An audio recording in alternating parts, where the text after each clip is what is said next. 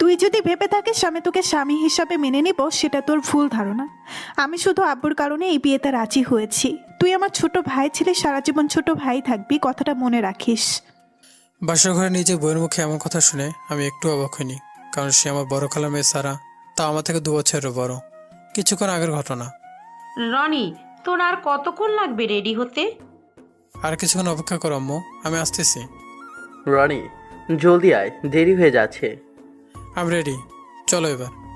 তারপর আমরা সবাই বেরিয়ে পড়লাম সারা আপুর বিয়ের জন্য। হ্যাঁ, আজ সারা আপুর বিয়ে। শুনেছি বড় লোক এক ছেলের সাথে সারা আপুর বিয়ে। বিয়েটা নাকি খালা নিজে ঠিক করেছে। আমি মেহরাজ হোসেন রনি, আব্বু আমার একমাত্র সন্তান। এবার অনার্স 3য় বর্ষে ভর্তি হয়েছি। আব্বুর চালের আড়ত আছে, আর আম্মু গৃহিণী। আর আমি সেটা না হয় পরেই জানতে পারবেন। কিছুক্ষণের মধ্যে আমরা বিয়ে বাড়িতে পৌঁছে গেলাম। আম্মু সরাসরি সারা আপু যেখানে বসে আছে সেখানে চলে গেল। আমরাও সেখানে গেলাম। সারা আপুকে দেখতে আজ খুব মিষ্টি লাগছে। আম্মু সারা আপুকে দেখেই বললো তার মতো দেখতে মেয়ের সাথে নাকি আমার বিয়ে দেবে। সবাই হাসলো আম্মুর কথা শুনে, সাথে আমিও। অনেকক্ষণ হলো বিয়ে বাড়িতে আসছি, না আর থাকা যাচ্ছে না। বিয়ের দাওয়াত খেতে আসছি, খাবার না খেলে কি করে হয়। তাই আমি খাবার খেতে চলে গেলাম। খাবারগুলো দেখে আমি আর দাঁড়িয়ে থাকতে পারলাম না, বসে খাওয়া শুরু করে দিলাম। খাবার প্রায় অর্ধেক শেষ, এমন সময় আব্বু এসে বলতে লাগলো আম্মু নাকি আমাকে ডাকছে, তা আবার এখনই যেতে হবে। ভালো লাগে না আর, খাবার শেষ করতে পারলাম না। হাত ধুয়ে আম্মুর কাছে গেলাম, দেখলাম সেখানে আম্মু বাদে খালা খালু আব্বু বসে আছে। সবার মুখে কিছুটা চিন্তার ছাপ। আম্মু, তুমি নাকি আমাকে ডেকেছিলে? হ্যাঁ রনি, কিছু কথা ছিল। বলো আম্মু, কি এমন কথা যার কারণে আমাকে খাবার না খেয়ে আসতে হলো? তুই আজকে সারাকে বিয়ে করবি। এটা আম্মু কি বলে? আমি নাকি সারা আপুকে বিয়ে করব? আম্মু হয়তো মজা করছে। আম্মু, মজা বাদ দিয়ে বলো আমাকে কেন রেখেছো? রনি, আমি তোর সাথে মজা করছি না। আমি চাই তুই আজকে যারাকে বিয়ে করে আমার বাসায় বউ করবি। কিন্তু আমি কিভাবে সারা আপুকে বিয়ে করব? কথাটা পুরো শেষ করতে পারলাম না। আম্মু বলল, আমি তোর মতামত জানতে চাইনি, আমি বলেছি তুই আজ সারাকে বিয়ে করবি। আমি আর কথা বললাম না, কারণ আমি আম্মুকে অনেক ভয় পাই। আম্মু এখন আমাকে মারে, তাই আমি চুপ করেই থাকলাম। কিছুক্ষণ পর আম্মুকে বললাম, যার সাথে বিয়ে দিচ্ছ সে কি আমাকে বিয়ে করতে রাজি আছে? পাশে থেকে খালু বলল, সারা বিয়েতে রাজি আছে, সেটা নিয়ে তোমার চিন্তা করতে হবে না। এখন তুমি কি বিয়েতে রাজি? আমি শুধু মাথাটা নেড়ে হ্যাঁ বললাম। দেখলাম সবাই খুশি হয়েছে, কিন্তু খালামণি ছাড়া। তাকে দেখে মনে হয় সে এই বিয়েতে খুশি না, কারণটা আমার জানা নেই। পরে আব্বুর কাছ থেকে জানতে পারলাম যার সাথে আপুর বিয়ে হওয়ার কথা ছিল সে নাকি আগে একটা বিয়ে করেছে, আর সে মেয়ে নাকি ছেলেটা নামের মামলা করেছে। এখন ছেলেটা নাকি জেলখানাতে। তারপর সারা আপু আর আমার বিয়ে হলো। তাকে দেখেও বোঝা যাচ্ছে না সেই বিয়েতে খুশি হয়েছে কিনা। সারাকে দেখলাম খুব খুশি, তার বোনের বিয়ে বলে কথা। সব কাজ শেষ করে বাসায় আস্তে আস্তে রাত 10টা বেজে গেছে। বাসায় এসে শুরু হলো নতুন কাহিনী। পাশের বাসার সবাই নতুন বউ দেখতে ব্যস্ত হয়ে পড়লো, আর আমি আমার পাশে বসে আছি, মোবাইল চালাচ্ছি। সব কাজ শেষ হতে রাত 12টা বেজে যায়। 12টা 15-তে আমি আমার রুমে গেলাম। আর রুমে কি হলো তা তো আপনারা শুনলেন। বর্তমান আচ্ছা, আপনার সব কথা মনে থাকবে। এখন আমাকে ঘুমাতে দিন, সকালে আমাকে আবার ভার্সিটি যেতে হবে। আপু মুখ বাঁকা করে বলল, আমি কি তোকে ধরে রেখেছি নাকি? ঘুমা তুই। রনি, তুই খাটে কি করছিস? দেখেন, এখন আপনার সাথে ঝগড়া করার কোনো ইচ্ছা নাই। আপনি যদি খাটে না শুইতে চান তাহলে নিচে বিছানা করে শুয়ে পড়ুন। তাও যদি সমস্যা হয় তাহলে দরজা খুলে বাইরে গিয়ে শুয়ে থাকুন। সারা আপু কিছুক্ষণ আমাদেরকে তাকিয়ে থেকে অন্য পাশে শুয়ে পড়লো। আমি শুয়ে শুয়ে শুধু লিজার কথা ভাবছি। লিজা যদি জানতে পারে আমার বিয়ে হয়ে গেছে তাহলে কি যে হবে তা আমি নিজেও জানি না। সকালে কোলবালিশকে জড়িয়ে ধরে শুয়েছিলাম, কিন্তু আজ কোলবালিশটাকে জড়িয়ে ধরতে বেশ আরাম লাগছে। আরও কিছুক্ষণ কোলবালিশটাকে জড়িয়ে ধরে ঘুমিয়ে থাকলাম। আরে, কোলবালিশটা এত নড়াচড়া করছে কিভাবে? হালকা করে চোখ খুলে দেখি সারা আপু আমার 2 বাহুদের মধ্যে আবদ্ধ। আল্লাহ, কি সর্বনাশ কাণ্ড! আপু যদি জানতে পারে আমি তাকে জড়িয়ে ধরে ঘুমিয়েছিলাম তাহলে তো আমি শেষ। আমি আস্তে করে হাতটা সরিয়ে নিলাম যাতে আপু বুঝতে না পারে। আজকের মতো বেঁচে গেলাম, না হলে কি যে হতো আমি নিজেও জানি না। ভার্সিটি যেতে হবে, তাই আমি ফ্রেশ হতে চলে গেলাম। ফ্রেশ হয়ে দেখি সারা আপু ঘুম থেকে উঠে গেছে। আমাকে দেখে কিছু বলল না। সারা আপু সরাসরি ফ্রেশ হতে চলে গেল। তার মানে আপু হয়তো কিছু বুঝতে পারে নাই। ভালো হয়েছে। আমি গিয়ে আম্মুকে নাস্তা দিতে বললাম। রনি, সারা কি ঘুম থেকে উঠেছে? হ্যাঁ আম্মু, উঠেছে। আচ্ছা, সারা আসুক, তারপর সবাই একসাথে নাস্তা করব। এ বলে আম্মু রান্নাঘরে চলে গেল। কিছুক্ষণ পরে দেখলাম সারা আপু রুম থেকে বের হলো। বুঝলাম সে গোসল করে এসেছে। আমাকে এসে বলল, সকালে তুই কি গোসল করছিস? আমি কেন এত সকালে গোসল করতে যাব? শোন, কেউ যদি জানতে চায় গোসল করছিস কিনা তাহলে বলে দিবি সকালে গোসল করেছিলি, বুঝছিস? এই বলে আপু রান্নাঘরে চলে গেল। আপু এটা কেন বললো কিছুক্ষণ পর বুঝতে পারলাম, কিন্তু আমাদের মধ্যে তো কাল রাতে কিছুই হয়নি, তাহলে এই কথা বললো কেন? দেখ, আর ভালো লাগে না। আর ওইদিকে রান্নাঘরে কাহিনী। খালামণি, আমি কি তোমাকে সাহায্য করে দেব? কে তোর খালামণি? কে আবার, তুমি? গতকাল আমার ছেলেকে বিয়ে করে এখনো আমাকে খালামণি ডাকছিস? আম্মু ডাকবি, আর যদি খালামণি ডেকেছিস তাহলে তোর খবর আছে। সারা আপু হেসে বলল। ঠিক আছে আম্মু। তারপর তারা দুজন মিলে নাস্তা নিয়ে আসলো। আমি বললাম, আম্মু জলদি নাস্তা দাও। পিছন থেকে আব্বু বলল, রনি, তুই কি কোথাও যাবি নাকি? হ্যাঁ আব্বু, ভার্সিটি যাব, কিছু কাজ আছে। আম্মু বলল, এইটা আবার কি কথা রনি? আগামী 1 সপ্তাহ ভার্সিটি যাওয়া লাগবে না, সারাকে সময় দে।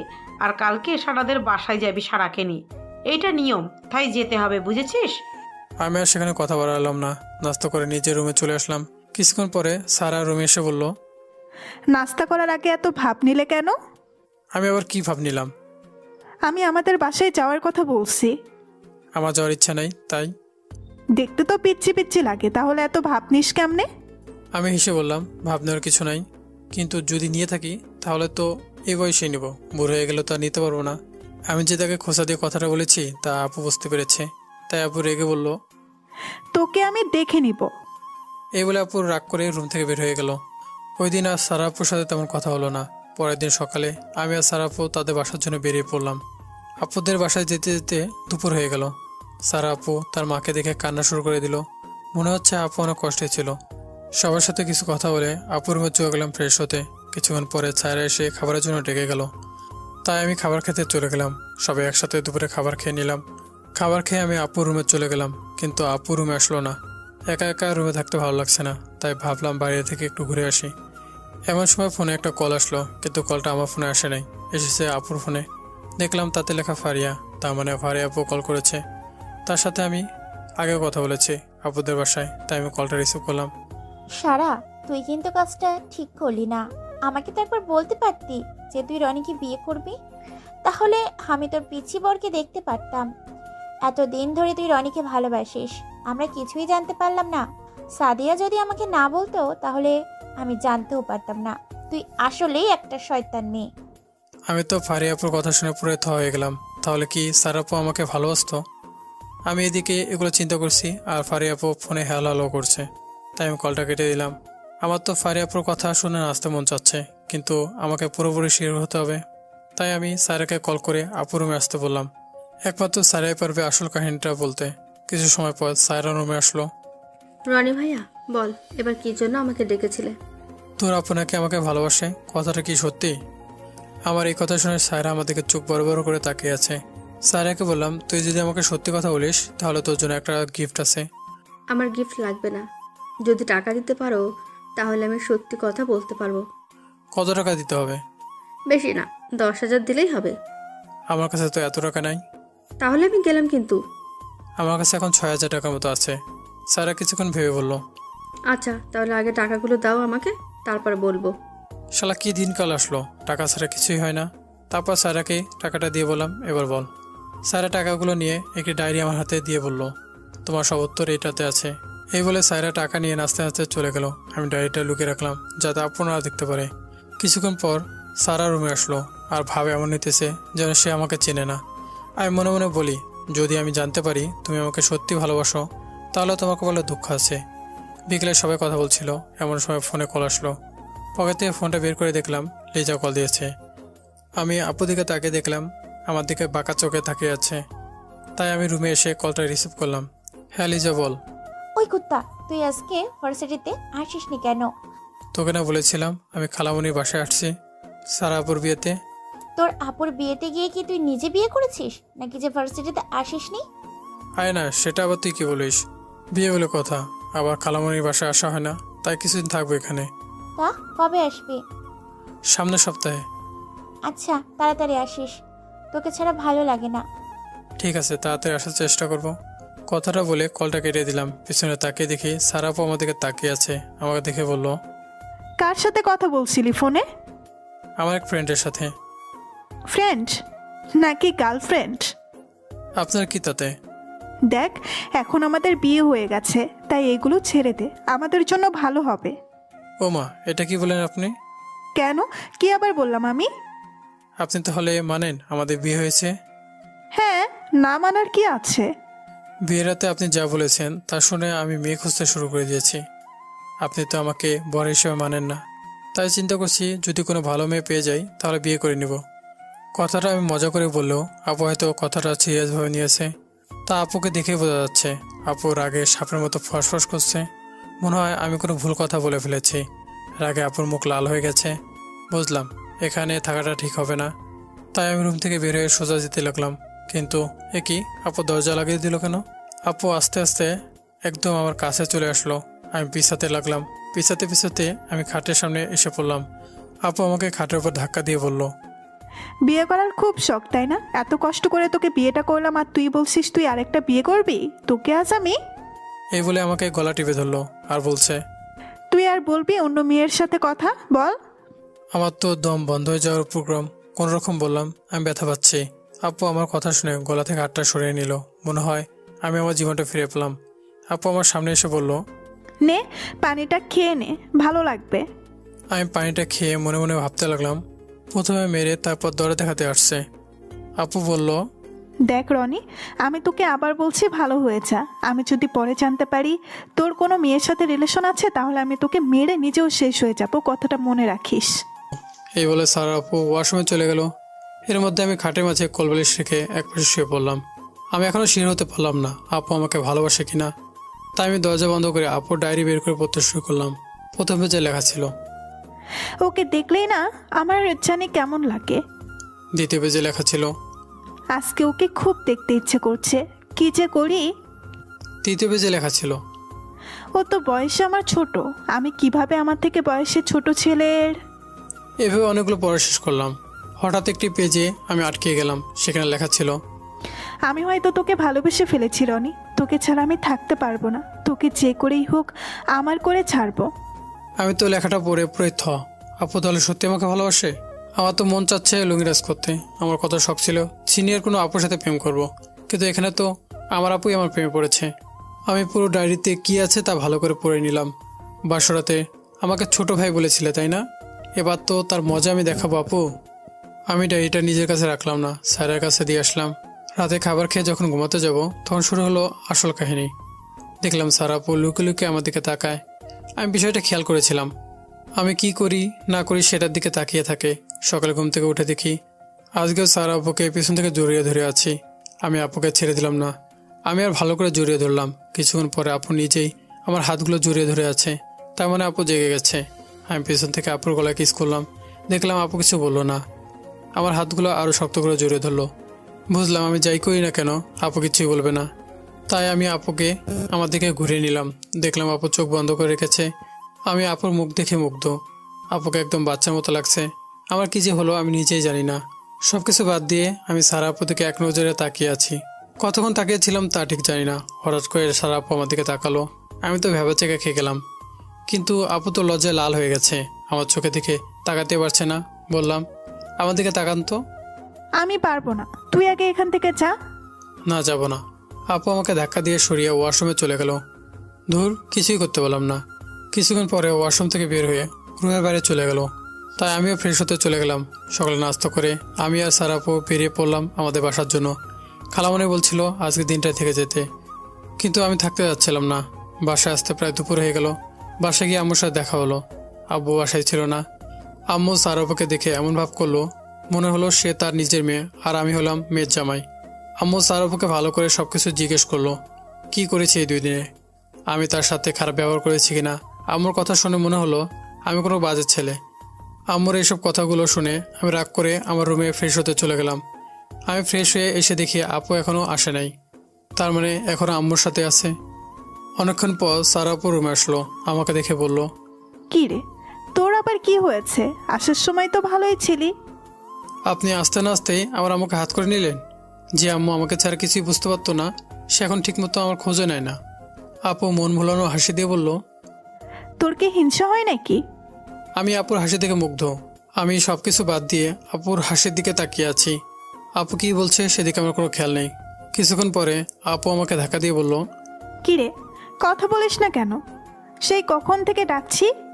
কি হয়েছে আবার? তুই জানি কি বলছিস, আমি নাকি আম্মুকে হাত করে নিয়েছি। আমি এই কথা আবার কখন বললাম? তুই তো কিছুক্ষণ আগেই এই কথা বললি। কি যে বলেন, আমি কেন আপনাকে এই কথা বলতে যাব? দেখ, তোর সাথে কথা বলে লাভ নেই। কি বলিস তা তুই নিজেই জানিস না, পাগল কোথাকার। এই বলে আপু ফ্রেশ হতে চলে গেল। দেখতে দেখতে এক সপ্তাহ শেষ হয়ে গেল। আগামীকাল থেকে আমি ভার্সিটি যাব। সকালে আপুটাকে ঘুম থেকে উঠলাম, ফ্রেশ হয়ে নাস্তা করতে গেলাম। কিছুক্ষণ পরে আপু নাস্তা নিয়ে এসে আমাকে খাইয়ে দিতে লাগলো। আমি বললাম আমি নিজে খেয়ে নিতে পারবো। আমি কি তোকে বলেছি তুই খেতে পারবি না? আম্মু বলেছে তোকে আজ খাইয়ে দিতে, তাই আমি খাইয়ে দিচ্ছি। আমি আপুকে কিছু বললাম না। কিছুক্ষণ পর দেখলাম আম্মু রান্নাঘর থেকে নিচে রুমে যাচ্ছে। তাই আমি আম্মুকে বললাম, তুমি নাকি বলেছো আমাকে খাইয়ে দিতে।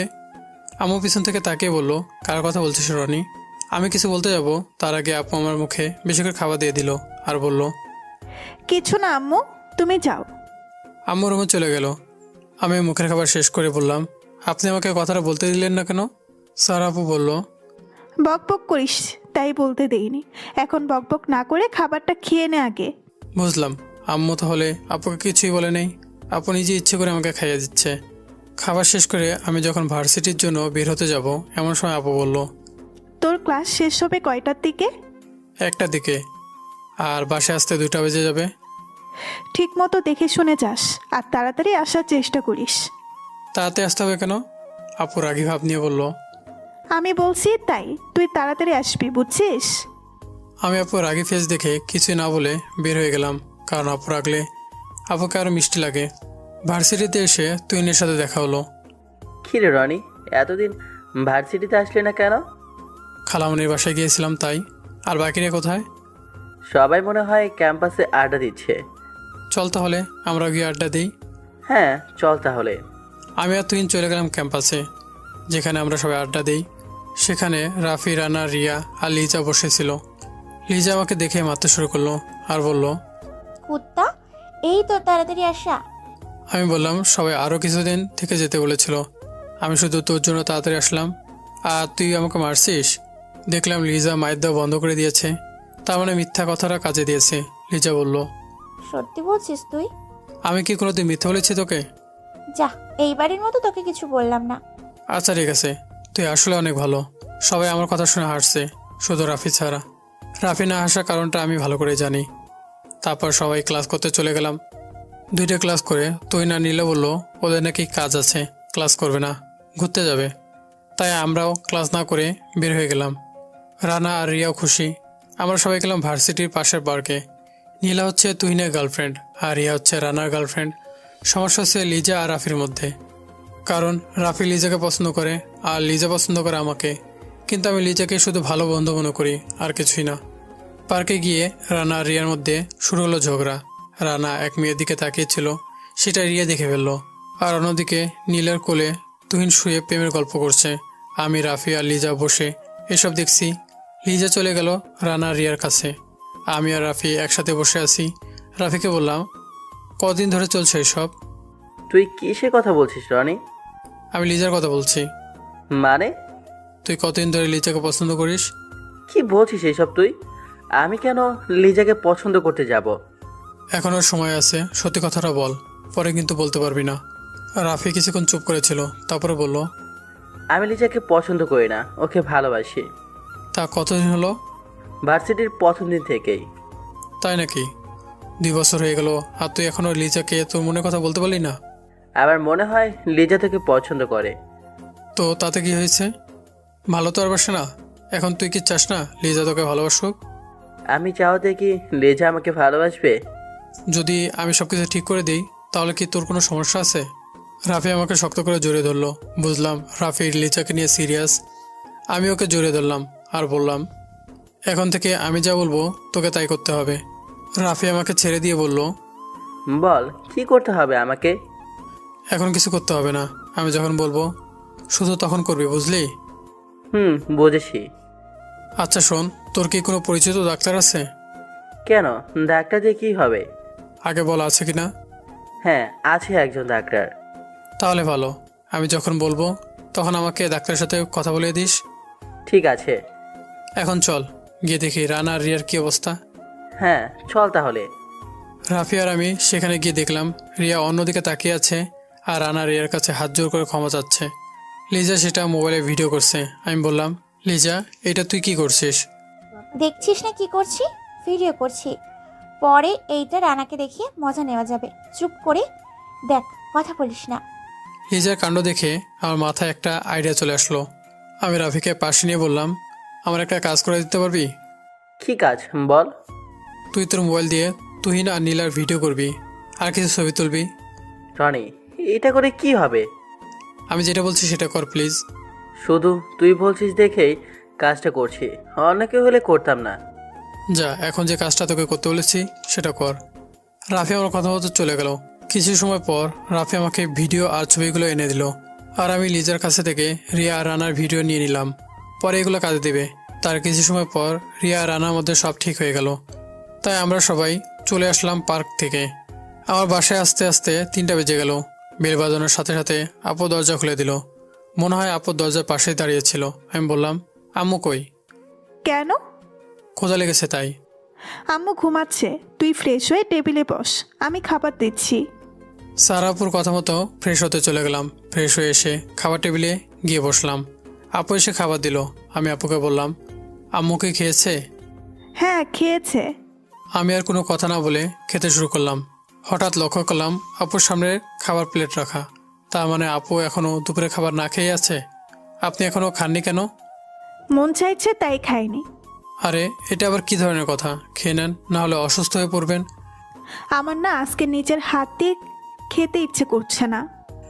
আচ্ছা তাহলে কিছুক্ষণ অপেক্ষা করুন, আমি আম্মুকে রেখে দিচ্ছি। আপু রাগ করে বলল, আমি কি বলেছি আমি আম্মুর হাতে খাবো? তোর নিজের হাত নাই, নিজেই তো খাইয়ে দিতে পারিস, তার জন্য আবার আম্মুকে ডাকতে হবে? এই বলে আপু হনহন করে না খেয়ে রুমে চলে গেল। বুঝলাম আমার হাতে খাওয়ার জন্য আপু না খেয়ে বসেছিল। আমি হাত ধুয়ে আপুর জন্য খাবার বেরিয়ে নিয়ে রুমে চলে গেলাম। দেখলাম আপু রাগ করে শুয়ে আছে। গিয়ে বললাম, উঠে বসুন। আমার দিকে না তাকিয়েই বলল, আমার ক্ষুধা নেই। আরে উঠেন তো, আমি আপনাকে খাইয়ে দিচ্ছি। আপু আমার কথাটা শুনে লাফ মেরে উঠে বসলো। আমি খাটে বসলাম। আপু এসে আমার পাশে বসলো। আমি আপুকে খাইয়ে দিতে লাগলাম। আপু এমনভাবে খাচ্ছে মনে হচ্ছে অনেক মজার খাবার। তাই বললাম, এমন করে খাচ্ছেন কেন? কেমন করে? মনে হচ্ছে অনেক স্বাদের খাবার। আপু আমাদেরকে মিষ্টি হেসে বলল, তোরা বললে তুই বুঝবি না, তার থেকে তুই শুধু আমাকে খাইয়ে দে। আমি আপুর কথায় কান না দিয়ে তাকে খাইয়ে দিতে লাগলাম। খাবার শেষ করে সেটা রেখে এসে আমি রুমে শুয়ে পড়লাম। হঠাৎ ঘুমের মধ্যে দম বন্ধ হয়ে আসছে, শ্বাস নিতে কষ্ট হচ্ছে। তাই ঘুমটা ভেঙে গেল। চোখ মেলে তাকিয়ে কিছু দেখতে পাচ্ছি না। মনে হলো কেউ আমার ঠোঁট কামড়াচ্ছে। আমি ধাক্কা দিয়ে সরিয়ে দিলাম। আরে এটা তো সারা আপু। আমি হাঁপাতে হাঁপাতে বললাম, আপনি আমার উপর উঠে কি করছিলেন? আপুর আগে ফসফস করে বলল, আগে বল তুই আমাকে ধাক্কা দিলি কেন? আমার শ্বাস নিতে কষ্ট হচ্ছিল, তাই ধাক্কা দিয়ে সরিয়ে দিয়েছি। এখন বলেন আপনি কি করছিলেন? আমার জামাইকে কিস করছিলাম, কিন্তু তুই তা নষ্ট করে দিলি। আমি আয়নার সামনে দাঁড়িয়ে ঠোঁটটা দেখলাম। ঠোঁটে দাঁতে ছাপ পড়ে গেছে। আমি রেগে গিয়ে বললাম, কেউ তার ছোট ভাইয়ের সাথে এমন করে? আপু ঠাস করে আমার বাম গালে একটা থাপ্পড় দিল।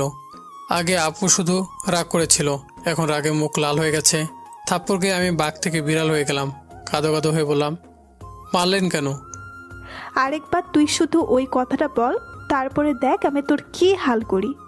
আমি ভয়ে ভয়ে কান ধরে বললাম, এ দেখেন, কানে ধরলাম, আজ জীবনে এই কথা বলবো না। আরেকটা কথা শুনে রাখ, জি বলেন।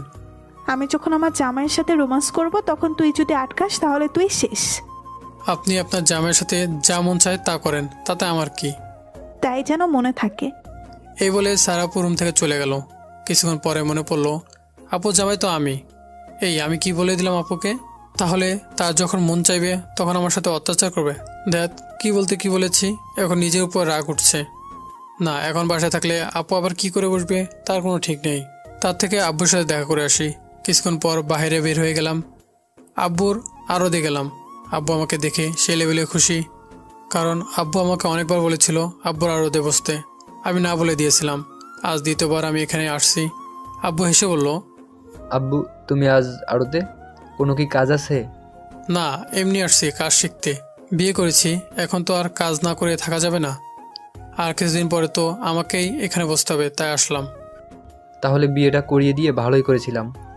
মনে মনে বলি, তুমি যদি জানতে আব্বু তোমার ছেলে তোমার বউয়ের হাতের মায়ের থেকে রেহাই পাওয়ার জন্য এখানে আসছে, তাহলে তুমিও আমার উপর হাসতে। আমি চুপচাপ আব্বুর সাথে কাজ করতে লাগলাম।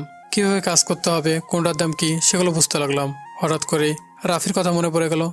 আব্বুকে বলে কিছুক্ষণের জন্য বাইরে গিয়ে রাফিকে ফোন দিলাম। হ্যাঁ রনি, বল। শোন, তুই আগামীকাল ক্লাসে কারোর সাথে ঠিকমতো কথা বলবি না, মন মরা হয়ে থাকবি, আর অর্ধেক ক্লাস করে বাসায় চলে আসবি। আরে তুই কি পাগল হয়েছিস নাকি? আমি কেন এমন করতে যাব? তুই কি চাস না লিজা তোকে ভালোবাসুক? হ্যাঁ চাই তো। তাহলে আমি যা বলছি তাই কর। আচ্ছা ঠিক আছে, তাই করব। আচ্ছা রাখি তাহলে। এই বলে কলটা কেটে দিয়ে আব্বুর কাছে চলে গেলাম। আরও কিছু সময় আব্বুর সাথে কাজ করলাম। তারপরে বাসার জন্য বের হলাম। রাত 10টার দিকে আব্বুর সাথে বাসায় গেলাম। বাসায় গিয়ে দেখলাম আপু মুখ ফুলে বসে আছে। আমি ফ্রেশ হয়ে রাতের খাবার খেতে গেলাম। আপু একবারও আমার দিকে তাকালো না, আর কথাও বললো না। আম্মু কয়েকবার আপুকে জিজ্ঞেস করেছিল কি হয়েছে, কিন্তু আপু কিছুই বললো না। খাবার শেষ করে রুমে ঘুমোতে গেলাম, কিন্তু আপু আসলো না।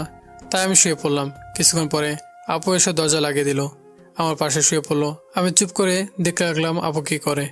হঠাৎ করে আমাকে জোরে ধরে কান্না শুরু করে দিল। আমি তো ভয়ে শেষ। আপু এভাবে কান্না করছে কেন? আমি বললাম কি হয়েছে, আপনি এভাবে কান্না করছেন কেন? স্যার আপু কান্না করতে করতে বলল, আমার ভুল হয়ে গেছে রনি, আমি আর কোনো দিন তোকে মারবো না, প্লিজ ক্ষমা করে দে আমায়। আপুর কান্না দেখে আমার মন খারাপ হয়ে গেল। তাই বললাম, আরে কি হয়েছে, আপনি তো আপনার জামাইকে মারছেন, তাতে কান্না করার কি আছে? আপু আমাকে জোরে ধরে বলল, তুই অনেক ভালো। আচ্ছা এখন ঘুমিয়ে পড়েন। না, আজ আমরা ঘুমাবো না। আমি আপুর দিকে বাঁকা চোখে তাকিয়ে বললাম, তাহলে কি করব? তুই আর আমি আজ রোমান্স করব। আমি চিন্তা করে বললাম, আর কিছুদিন পরে আমরা এটা নিয়ে কথা বলবো, এখন না। কেন? এখন করলে কি হবে? আমি এখনো কিছু করি না, কয়েকদিন যাক তারপরে। আচ্ছা তুই যখন বলছিস তাহলে আমি আর তোকে জোর করব না, কিন্তু এখন আমাকে জড়িয়ে ধরে ঘুমাতে হবে। আমি হেসে বললাম, সেটা আপনি না বলেও আমি আপনাকে জড়িয়ে ধরে ঘুমাবো। সকালে আজ আমার ঘুম ভেঙে গেল। রাতে আমি আপুকে জড়িয়ে ধরে ঘুমিয়েছিলাম, এখন দেখছি আপু আমাকে জড়িয়ে ধরে আছে। আমি কিছুটা হাসলাম। তারপরে স্যার আপুকে ডেকে উঠালাম। আপু ফ্রেশ হয়ে রান্নাঘরে চলে গেল, আর আমি ফ্রেশ হয়ে মোবাইল চালাতে লাগলাম। কিছুক্ষণ পরে আপু এসে নাস্তা করার জন্য বলে গেল। আমি টেবিলে গিয়ে বসলাম। আপু এসে আমাকে খাইয়ে দিতে লাগলো। আমি কিছু না বলে ভালো ছেলের মতো আপুর হাতে নাস্তা খেয়ে ভার্সিটি চলে গেলাম। ভার্সিটি গিয়ে দেখি রাফি এখনও আসে নাই। আমি গিয়ে সবার সাথে কথা বলতে লাগলাম। কিছুক্ষণ পরে রাফি আসলো। আমি যেমনভাবে করতে বলেছিলাম রাফি ঠিক সেইভাবে করেছে। সবাই রাফির মন খারাপের বিষয়টা লক্ষ্য করেছে। আমি জেনেও না জানা ভান করে লিজাকে বললাম, কিরে রাফির মনে হচ্ছে মন খারাপ। হ্যাঁ, আমারও তাই মনে হচ্ছে। আর আমার দিদিকে কেমন করে কিছুক্ষণ পর পর তাকায়। হ্যাঁ তাই তো, আমিও খেয়াল করেছি। রনি, তুই কি কিছু করেছিস বা রাফিকে কিছু বলেছিস? আরে আমি কেন এমন করতে যাব বল? হ্যাঁ তাও ঠিক। এখন চল ক্লাসে যাই। ক্লাস শেষ করে রাফির কাছ থেকে জানতে হবে ওর কি হয়েছে। আচ্ছা ঠিক আছে, তাহলে চল ক্লাসে। তারপর আমরা চলে গেলাম ক্লাস করতে। আমার কথা মতো রাফি কয়েকটা ক্লাস করে আমাদের সাথে কথা না বলে চলে গেল। লিজা রাফির চলে যাওয়া ঠিকই লক্ষ্য করলো। দেখলাম লিজা কিছুটা চিন্তিত। আমি মনে মনে হাসতেছি। ক্লাস শেষে আমি বাসায় চলে আসলাম। বাসায় আসার সময় রাফির সাথে ফোনে কথা বলে নিয়েছি আগামীকাল কি করতে হবে, আর বললাম বিকেলে দেখা করতে। বাসায় গিয়ে দেখলাম আম্মু আজ ঘুমিয়ে গেছে। আমি গিয়ে ফ্রেশ হয়ে এসে টেবিলে বসলাম আর বললাম, আম্মু এত তাড়াতাড়ি ঘুমিয়ে গেল কেন? তাতে তোর কি কোনো সমস্যা আছে? আরে না, এমনি বললাম। আম্মু কি খেয়েছে? হ্যাঁ, আমি নিচে বসে আম্মুকে দুপুরে খাবার খাইয়ে শুতে যেতে বলেছি, আর আপুর জন্য খাবার পাঠিয়ে দিয়েছি। খুব ভালো করেছেন। এখন আসেন আমরা খেয়ে নিই। তুই খা, আমার হাতে ব্যথা। আমি হাসলাম, হেসে বললাম, চেয়ারটা আমার কাছে নিয়ে এসে বসেন, খাবার খেতে সুবিধা হবে। আপু আমার কথা বুঝতে পেরে আমার কাছে এসে বসলো। আমি আপুকে খাইয়ে দিচ্ছি আর নিজেও খাচ্ছি।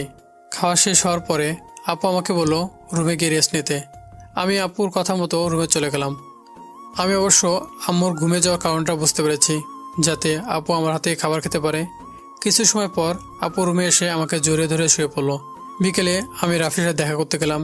তারপর রাফিকে নিয়ে ওর পরিচিত ডাক্তারের কাছে গিয়ে ডাক্তারকে সব বুঝিয়ে দিলাম। ডাক্তার আমার কথা মতো কাজ করলো। আর রাফিকে বললাম রাতে তুহিনকে কল করে কিছু কথা বলবি। তারপর আমি আব্বুর কাছে চলে গেলাম। কাজ শেষ করে রাতে বাসায় এলাম। আজকে আর কোনো সমস্যা হলো না। সকালে যখন ভার্সিটি গেলাম তখন শুরু হলো আসল কাহিনী। দেখলাম সবাই কিছুটা চিন্তিত। তার থেকে বেশি চিন্তিত হচ্ছে লিজা। লিজাকে বললাম, কি হয়েছে রে, সবাই এত চিন্তিত কেন? সবাই রাফিকে নিয়ে চিন্তিত। কেন, রাফির আবার কি হয়েছে? তুহিনের থেকে শুনেছি রাফি নাকি গতকাল হাসপাতালে ভর্তি ছিল। কি বলিস? এখন কেমন আছে রাফি?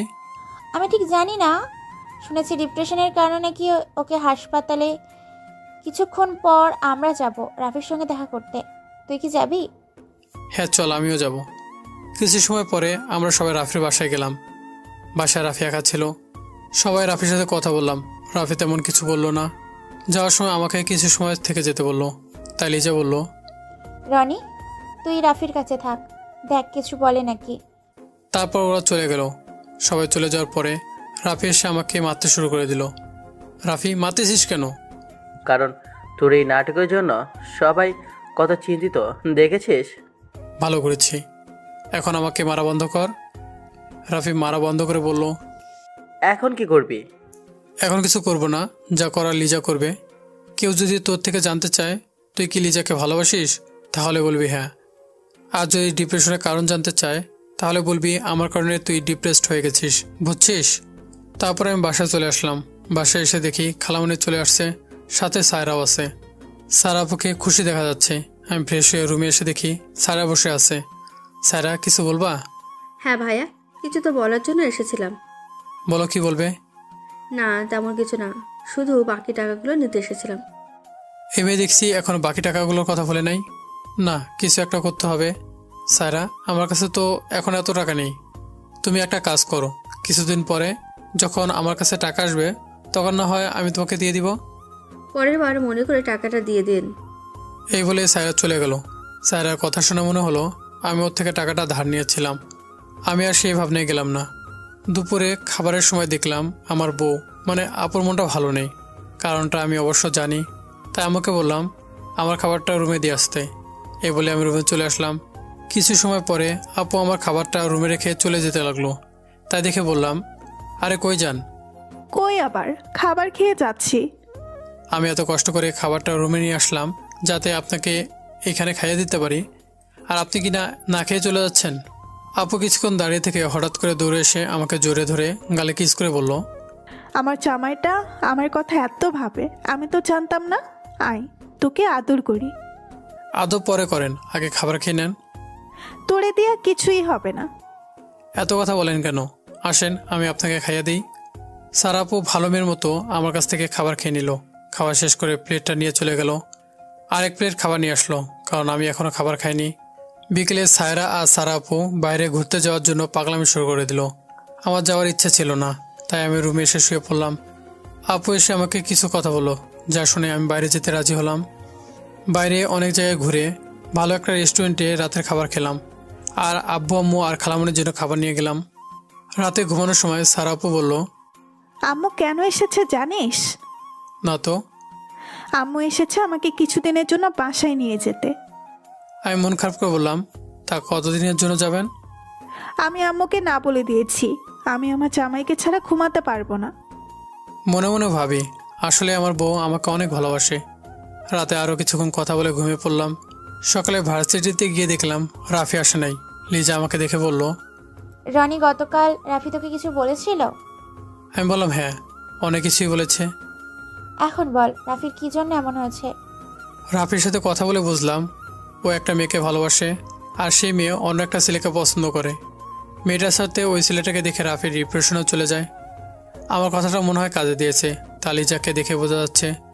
লিজা কিছুক্ষণ ভেবে বলল, রনি, মেয়েটাকে কি আমাদের পরিচিত কেউ নাকি? আমি কিছুটা গম্ভীরভাবে বললাম, হ্যাঁ মেয়েটি আমাদের খুব পরিচিত। তাহলে মেয়েটার নাম বল, আমি গিয়ে মেয়েটাকে বুঝিয়ে সব ঠিক করে দিব। আমার মনে হয় না তুই সব ঠিক করে দিতে পারবি। আরে পারবো, তুই আগে মেয়েটার নাম বল। মেয়েটার নাম লিজা। আমার কথা শুনে লিজা থমকে গেল, আমাদেরকে তাকিয়ে বলল, রনি, তুই কোন লিজার কথা বলছিস? আমার সামনে যে লিজা দাঁড়িয়ে আছে আমি সেই লিজার কথা বলছি।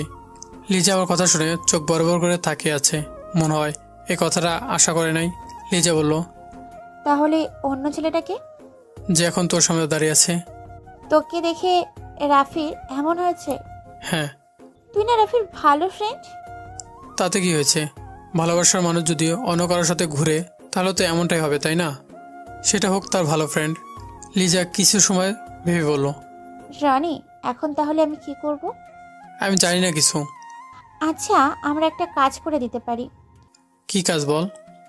তুই কালকে রাফির সাথে আমার দেখা করিয়ে দিতে পারবি? মনে হয় পারবো।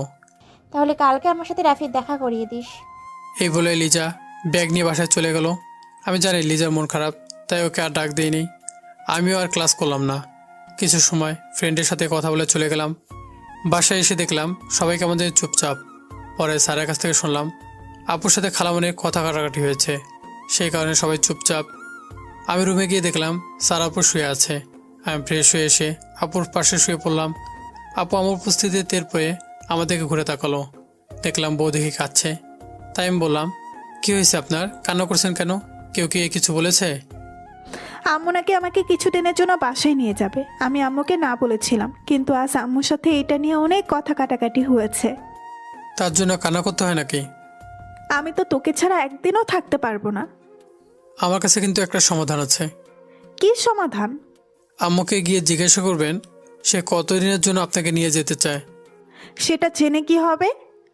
আম্মু আপনাকে যতদিন থাকতে বলবে আপনি বলবেন ততদিন এখান থেকে যেতে, তাহলে দেখবেন সব ঠিক হয়ে যাবে। আপু আমার কথা শুনে অনেক খুশি হলো, আর খুশি ঠেলে আপু আমাকে জড়িয়ে ধরলো। এটা নিয়ে আমি এখানে আর কিছু না বলি। দুপুরে খাবার খেতে গিয়ে শুরু হলো খালামনির আরেক নাটক। সে নাকি খাবে না, কারণ তার মেয়ে তার কোনো কথা শোনে না। দেখলাম আমার আম্মু চুপ করে তার বড় বোনের কাহিনী দেখছে, আর সাথে সায়রাও বসে আছে। আপু গিয়ে খালামনিকে অনেক বোঝালো, কিন্তু সে কিছুরই মানছে না। পরে গিয়ে আমি খালামনিকে বোঝালাম। অনেক কষ্টে খালামনিকে বুঝিয়ে আমরা সবাই একসাথে খাবার খেলাম। আপু আজকে অনেক খুশি। বিকেলে আমি, স্যার, আপু আর স্যার একসাথে গল্প করে কাটালাম। রাতে রাফিকে বললাম আগামীকাল সকালে আমার সাথে দেখা করতে। এমন সময় স্যারা বলল, ভাইয়া, আপু তোমাকে ছাদে যেতে বলেছে। তুই যা, আমি আসছি। আমাকে যেতে মানা করেছে, তুমি তাড়াতাড়ি যাও। কথাটা বলে স্যারা চলে গেল। তাই আমি কিছু না ভেবে ছাদে চলে গেলাম। আপু একা দাঁড়িয়ে আছে। আমি গিয়ে পাশে দাঁড়ালাম। আপু আমাকে দেখে আমার হাতটা জোরে ধরে বলল, আমি আজ অনেক খুশি। আমি সেটা জানি। আচ্ছা বল, কি চাস আমার থেকে? আমি তোকে তাই দিব। আমার কিছু লাগবে না। তাহলে আমি কিছু চাইলে দিবি? হ্যাঁ দিব। এখন বলেন কি লাগবে আপনার? আমার বুকের বাম পাশে হাত দিয়ে বলল, এই মনটা আমাকে দিয়ে দে। আমি হেসে বললাম, সেটা তো আমি কবে আপনাকে দিয়ে দিয়েছি। তাহলে আমাকে আপনি করে বলছিস কেন? তুই করে বলতে পারিস না? আপনি তাহলে আমাকে তুই করে বলেন কেন? আচ্ছা, আর বলবো না। এখন তুমি আমাকে তুমি করে বলবে, ঠিক আছে? আমি মজা করে বললাম, আমি বড় আপুদের তুমি করে বলতে পারবো না। কথাটা শুনে আপুর উজ্জ্বল মুখ কালো হয়ে গেল। মনে হচ্ছে কিছুক্ষণের মধ্যেই কান্না করে দেবে। তাই আমি সারাকে কোলে তুলে নিলাম। সারা কান্না কণ্ঠে বলল, রনি, নামা আমাকে। না, নামাবো না। আর কেউ তার বরের নাম নিয়ে কথা বলে? তুই আমাকে নামা আগে, আমি নিচে যাব। তাহলে কিন্তু রাইসার আব্বু খুব রাগ করবে। সারা আমার কথা শুনে একদম থা হয়ে গেছে। তা দেখে আমি বললাম, তুমি কি চাও তোমার কারণে রাইসার আব্বু রাগ করুক? না, আমি সেরকম কিছুই চাই না। তাহলে নামতে যাচ্ছিলে কেন? এমনিই বলেছিলাম। আচ্ছা, আমি রাইসার আম্মু কবে হব? কয়েক বছর পরে, বুঝেছ? সারা কিছু বললো না। সারা বুঝে গেছে আমাকে এখন কিছু বলে লাভ হবে না। রাইসা কথাটা আমি তার ডায়েরি থেকে জেনেছিলাম। সারা ইচ্ছে ছিল আমাদের প্রথম সন্তান মেয়ে হবে, আর সেই মেয়ের নাম হবে রাইসা। রাত 10টা পর্যন্ত আমরা দুজন ছাদে ছিলাম। পরের দিন সকালে রাফিকে নিয়ে লিজা যে পার্কে যেতে বলেছে সেখানে গেলাম। কিছু সময় পর লিজা এসে ঠাস করে একটা থাপড় দিল। থাপড়টা আমার গালে পড়ে নাই, থাপড়টা পড়েছে রাফির গালে। লিজা অনেক জোরে থাপড়টা দিয়েছে। আমি তো ভয়ে রাফি থেকে দূরে গিয়ে দাঁড়ালাম, যদি আমাকে থাপড় দেয়। আর রাফির কথা কি বলবো, রাফি আমার মতো ভয় পেয়ে গেছে। গালে হাত দিয়ে অসহায়ভাবে লিজার দিকে তাকিয়ে আছে। লিজা রাফিকে বলল, শুনলাম তুই নাকি আমাকে ভালোবাসিস। রাফি একবার আমার দিকে তাকালো, ভয় লিজাকে বলল, হ্যাঁ। তাহলে একবারও আমাকে বলিসনি কেন? তোকে বলে কি হতো, তুই তো রনিকে পছন্দ করিস, তাই বলিনি। তুই দেখছি অনেক জ্ঞানী। তা তোর বাসার লোকজন জানি? না, জানে না। আম্মা একবার বলেছিল আমারে দিয়ে কিচ্ছু হবে না। তা আমিও জানি। যা, এখন গিয়ে একটা ফুল নিয়ে আয়। ফুল দিয়ে কি করবি? রনিকে প্রপোজ করব, বুঝছিস? এখন গিয়ে ফুল নিয়ে আয় তাড়াতাড়ি। লিজার কথা শুনে রাফি প্রায় কান্না করতে করতে চলে গেল। আমি তো লিজার কথা শুনে ওদিকে তাকাই আছি। এই রনি, তুই এদিকে আয়। কেন? আমি বলছি তাই। না, আমি তোর সামনে যাবো না। আমি তোর মতো পেতনির প্রপোজ গ্রহণ করবো না। মায়ের খাইতে না চাইলে এইখানে আয়। বল এখন। আমার মনে হয় আমি রাফিকে ভালোবেসে ফেলেছি। আমি তো লিজার কথা শুনে পুরো বলে কি? কিছুক্ষণ আগে রাফিকে যেমন থাপ্পড় দিল, আমার মনে হয়েছে লিজা অন্য কিছু বলবে। লিজা, তুই কি সত্যি বলছিস? হ্যাঁ রে, সত্যি বলছি। রাফি আসলেই অনেক ভালো ছেলে। তাহলে কে থাপ্পড় দিলি কেন? এমনি দিয়ে দেখলাম। আমি হইলে তো সেটা ফিরে দিতাম। এত জোরে কেউ থাপ্পড় মারে? আমি আমার জামাইরে দিছি, তাতে তোর কি রে? হ্যাঁ, জামাই মানে? এইটা আবার কে? কি আবার? রাফি। এর মধ্যে ওরা জামাই বানায় ফেললি? দেখিস, রাফি আমাকে বিয়েও করবে। ভালো। আচ্ছা, তাহলে আমি যাই? না না, যাস নে, কিছুক্ষণ পরে যা। আগে রাফি আসুক, তারপরে। আচ্ছা, আল্লাহ বাঁচাইছে। আমি যে ভয় পাইছিলাম। যাক, একদিক দিয়ে ভালো হয়েছে। লিজা ও রাফিকে এখন ভালোবাসতে শুরু করেছে। আমি এইসব ভাবতেছিলাম, এমন সময় রাফি আসলো। শালারে দেখে মনে হচ্ছে কান্না করতে করতে চলে আসছে। রাফি এসে ফুলটা লিজা হাতে দিয়ে চলে যেতে লাগলো। লিজা রাফির হাত ধরে ফেললো। রাফি পিছনে তাকালো। আমি ভাবলাম হয়তো লিজা রাফিকে জড়িয়ে ধরবে, কিন্তু না, হলো অন্য কিছু। রাফি পিছনে তাকানোর সাথে সাথে ওর গালে লিজা থাপ্পড় দিল। রাফি আবার গালে হাত দিয়ে দাঁড়িয়ে আছে। লিজা বলল, ওই কুত্তা, আমি তোরে যাইতে বলছি? আমি থেকে কি করব? তুই চলে গেলে আমি প্রপোজ করব কাকে? কাকে আবার? রনিকে? লিজা এক হাঁটুর উপর বসে বলল। I love you Rafi. আমি দেরি না করে একটা ছবি তুলে নিলাম। আর লিজা এখনও ওইভাবে তাকিয়ে আছে। রাফি হয়তো বুঝতে পারছে না কি করা উচিত। হঠাৎ করে রাফি চলে যেতে লাগলো। হয়তো রাফি রাগ করে চলে যাচ্ছে। আমি গিয়ে লিজাকে বললাম, কিরে, তুই কি এখন এইভাবে দাঁড়িয়ে থাকবি, নাকি রাফিকে গিয়ে আটকাবি? আমার কথা শুনে সাথে সাথে লিজা দৌড় দিয়ে রাফির হাত ধরল। রাফি বলল, হাতটা ছেড়ে দে। না, আমি ছাড়বো না। তুই ভালো না, আমাকে শুধু মারিস। এই বলে রাফি বাচ্চাদের মতো কান্না করতে লাগলো। লিজা রাফিকে জড়িয়ে ধরে বলল, ভুল হয়ে গেছে, আর কোনো দিন মারবো না, ক্ষমা করে দে আমাকে প্লিজ। দেখলাম রাফিও লিজাকে জড়িয়ে ধরেছে। আমি শুধু দর্শকের মতো দাঁড়িয়ে দেখছি। কিছু সময় পরে সব স্বাভাবিক হয়ে গেল। আমি বললাম, তাহলে তোরা থাক, আমি বাসায় যাই। লিজা বলল, না রনি, এখন বাসায় যাবি না, এখন আমাদের সাথে তুই রেস্টুরেন্টে যাবি। আমি রেস্টুরেন্টে যাবো কেন? তোরা যা। রাফি বলল, না, তুই আমাদের সাথে যাবি। আমি ভাবলাম ওরা যখন এত করে বলছে তাহলে আমিও যাই, গিয়ে খেয়ে আসি। রেস্টুরেন্টে গিয়ে তিনজনে বসে আছি। কি খাবো তা বুঝতেছি না, তাই আমি আর রাফি গেলাম খাবার অর্ডার করতে। তখন লিজা বলল, রনি, তোর ফোনটা দিয়ে যা তো, বাসায় কল দিব। তাই ফোনটা লিজাকে দিয়ে খাবার অর্ডার দিতে চলে গেলাম। কিছু সময় পরে আমরা চলে আসলাম। লিজা আমায় ফোন দিয়ে বলল, রনি, তোকে একটা মেয়ে কল দিছিল। কি কল দিয়েছে? জানি না, শুধু বলছে রনির ফোন আপনার কাছে কেন। আমি নাম্বারটা চেক করে দেখি সারা কল দিয়েছিল। আমি সারাকে কল দিলাম, কিন্তু ফোন বন্ধ। তাই লিজাকে বললাম, তুই কিছু বলেছিস? লিজা বলল, তেমন কিছু বলিনি, মজা করে বলছিলাম আমি তোর গার্লফ্রেন্ড। তারপর কলটা কেটে গেল। যা ভয় পাইছি তাই হলো। আমি ওদের রেখে বাসায় চলে আসলাম। রাফিয়া লিজা আমাকে অনেকবার ডেকেছিল, কিন্তু আমি কিছু না বলেই রেস্টুরেন্ট থেকে চলে আসি। বাসায় এসে দেখি আম্মু বাদে কেউ নাই। আম্মু থেকে জানতে পারলাম সারা নাকি খালার সাথে বাসায় চলে গেছে। আমি আম্মুকে না বলে খালামণির বাসা যাওয়ার জন্য বের হলাম। আম্মু তো আর জানে না সারা কেন চলে গেছে। প্রায় 2 ঘন্টা পথ পার হয়ে খালামণির বাসায় আসলাম। বেল বাজানোর কিছুক্ষণ পরে সারা এসে দরজা খুলে আমাকে দেখে হা হয়ে তাকিয়ে আছে। হয়তো আমাকে এখানে আশা করে নাই। আমি সেদিকে না তাকিয়ে বাসার ভেতরে চলে গেলাম সারার রুমে। বউ দিকে লাইট অফ করে শুয়ে আছে। আমি আস্তে করে সারার পাশে শুয়ে পড়লাম। বুঝলাম আমার বউ কান্না করতেছে, তাই আমি সারাকে জড়িয়ে ধরলাম। সারা ভয় পেয়ে বলল, কে? তোমার জামাই। আমার কথা শুনে সারা আমাকে ধাক্কা দিয়ে বলল, তুই এখানে কি করিস? যা তোর গার্লফ্রেন্ডের কাছে। আমার কাছে কেন এসেছিস?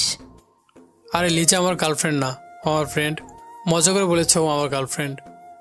তুই মিথ্যা কথা বলেছিস। না, আমি সত্যি বলছি। আচ্ছা, আমি ওর সাথে তোমার কথা বলিয়ে দিই। লিজাকে কল দিলাম, কিন্তু এ কি, ওর কল বিজি বলছে কেন? অনেকবার কল দেওয়ার পর লিজা কল রিসিভ করলো। রনি, এতবার কল দিচ্ছিলি কেন? আরে বল, তোর কল বিজি ছিল কেন? আরে আমি তো রাফির সাথে কথা বলছিলাম। এখন বল, তুই কেন কল দিচ্ছিলি? তারপর আমি লিজাকে সারা বিষয়টা বুঝিয়ে বললাম। লিজা তো সেই পরিমাণ রেগে আছে আমার উপরে। লিজাকে ভালোভাবে বুঝিয়ে বললাম। তারপর সারার সাথে কথা বলিয়ে দিলাম। সারার সাথে লিজার কি কথা হলো সেটা আমি শুনতে পাইনি, কিন্তু দেখলাম সারা কথা বলে অনেক খুশি। কথা শেষ করে ফোনটা আমার হাতে দিয়ে সারা রুম থেকে বের হয়ে গেল। লিজা বলল, রনি টেনশন নিস না, আমি সারা আপুকে সব বুঝিয়ে বলছি। আর শোন, তোর সাথে পরে কথা হবে, রাফি কল দিচ্ছে। এই কথা বলে লিজা ফোন কেটে দিল। সারা আর রুমে আসার নাম নাই, তাই আমি রুমের বাইরে চলে গেলাম। দেখে খালামণি আমার দিকে তাকিয়ে আছে। রনি, তুই এইখানে? আরে বউয়ের জন্য এসেছি, তুমি তো আমাকে আসতেই বলবে না, তাই নিজে এসেছি। খালামণি আর তেমন কিছু বললো না। সারাকে দেখছি না অনেকক্ষণ হলো। পরে সারা রুমে গিয়ে দেখি বোনের সাথে গল্প করছে। আমি যে আসছি সারার সেদিকে কোনো খেয়ালই নেই। রাতে খালুর সাথে দেখা হলো, তার সাথে কথা বলে রাতের খাবার খেয়ে সারা রুমে ঘুমাতে গেলাম, কিন্তু বউ দেখি রুমে আসে না। পরে দেখি সারা রুমে শুয়ে আছে। আমি গিয়ে সারাকে কোলে তুলে নিয়ে নিজের রুমে চলে আসলাম। সারা আমার কাণ্ড দেখে হাসতেছিল। রুমে এসে আমি দরজা বন্ধ করে দিলাম। আমি সারাকে বললাম, আমি রাইসার আব্বু হতে চাই। এখন তুমি কি বলো? সারা কিছুই বললো না, শুধু হাসলো। 6 বছর পরে। রাইসার মা, কই তুমি? কি হয়েছে, এভাবে চিল্লাচিল্লি করছো কেন? রাইসা কোথায়? রাইসা ওর দাদির রুমে। কেন, কি হয়েছে? না, তেমন কিছু হয়নি। আজ তো রাইসার জন্মদিন, তার সবাইকে দাওয়াত দিয়েছো? তখন সারা বলল, সেটা তোমাকে বলতে হবে না, আমি আগেই দিয়ে দিয়েছি। এখন গিয়ে কিছু বাজার নিয়ে আসো, যাও। আমি আমার বউয়ের কথা মতো বাজারে চলে গেলাম। রাইসা হচ্ছে আমার আর সারার মেয়ে। আজ রাইসার 5 বছর পূর্ণ হলো, মানে আজ রাইসার জন্মদিন। রাতে ভালোভাবে রাইসার জন্মদিনের অনুষ্ঠানটা শেষ হলো। যখন ঘুমাতে গেলাম তখন দেখলাম রাইসা রুমে নাই। তাই সারাকে বললাম, রাইসা কই? সারা বলল, আজ রাইসা ওর দাদা দাদির সাথে ঘুমাবে। তাই? কেন? তোমার মেয়ের নাকি একটা ছোট ভাই লাগবে, তাই আমি রাইসাকে বলেছি সামনের বছরে যখন ওর জন্মদিন তার আগেই ওকে ওর ছোট ভাই এনে দিব। আমি হেসে বললাম, তাহলে তুমি রাইসার ছোট ভাইকে এনে দিও, আমি ঘুমাই। সারা রেগে গেল। তুমি ঘুমালে রাইসার ছোট ভাই আসবে কেমনে? আমি সারাকে জড়িয়ে ধরে বললাম, তাই নাকি? সারা আমাদেরকে তাকে হেসে বলল, হ্যাঁ তাই। তো বন্ধুরা, গল্পটি কেমন হয়েছে অবশ্যই কমেন্ট করে জানাবেন।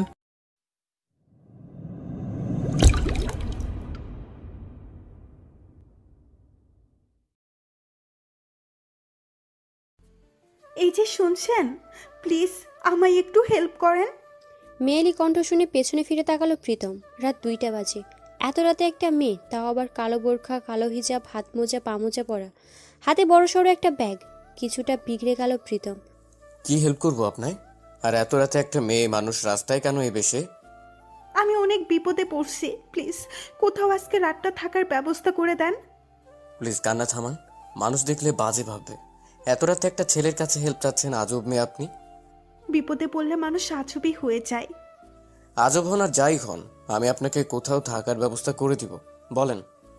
আপনার বাসায় আজ রাতটা থাকা যাবে? বিশ্বাস করেন সকালে চলে যাব। এই মেয়ে, তোমার কমন সেন্স আছে?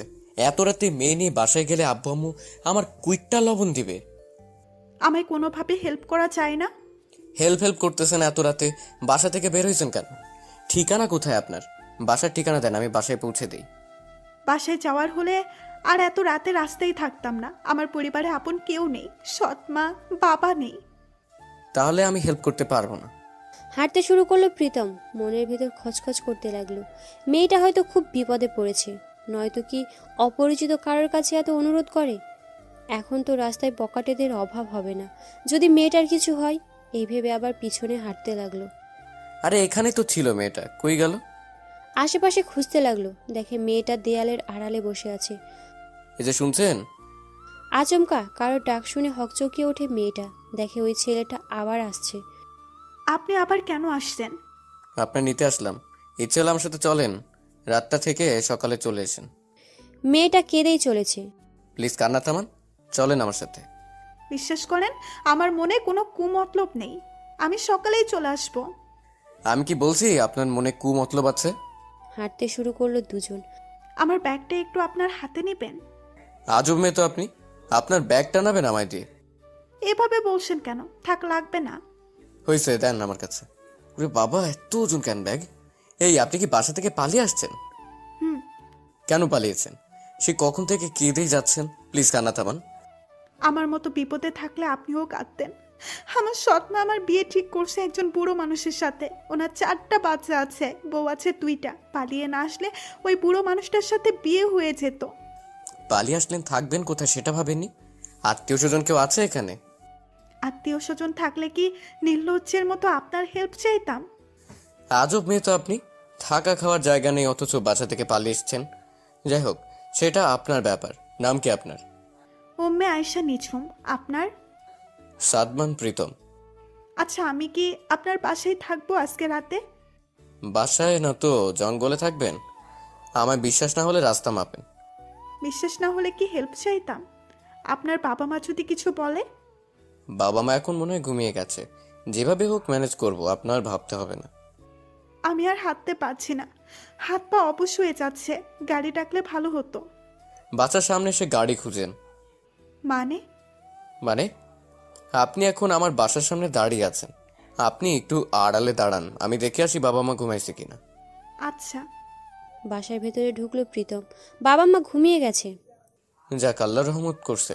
এই আসেন, আস্তে আস্তে পা টিপে টিপে হাঁটবেন, কোনো শব্দ যেন না হয়। আচ্ছা। এই আপনার পায়ে কি পায়েল পড়ছেন? ঝুনঝুন শব্দ হচ্ছে। হ্যাঁ, মোচার নিচে পায়েল। আমি খুলে ফেলছি, ওয়েট। বাবা, মোজার নিচে পায়েল?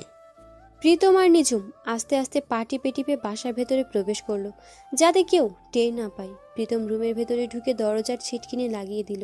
হাঁপ ছেড়ে বাঁচলো, মনে হয় দ্বিতীয় বিশ্বযুদ্ধ জয় করেছে। প্রীতম ফিসফিস করে নিঝুমের উদ্দেশ্যে বলল, কোনো রকম শব্দ করবেন না, আর এটা আমার রুম, আজকে রাতে এখানেই থাকবেন।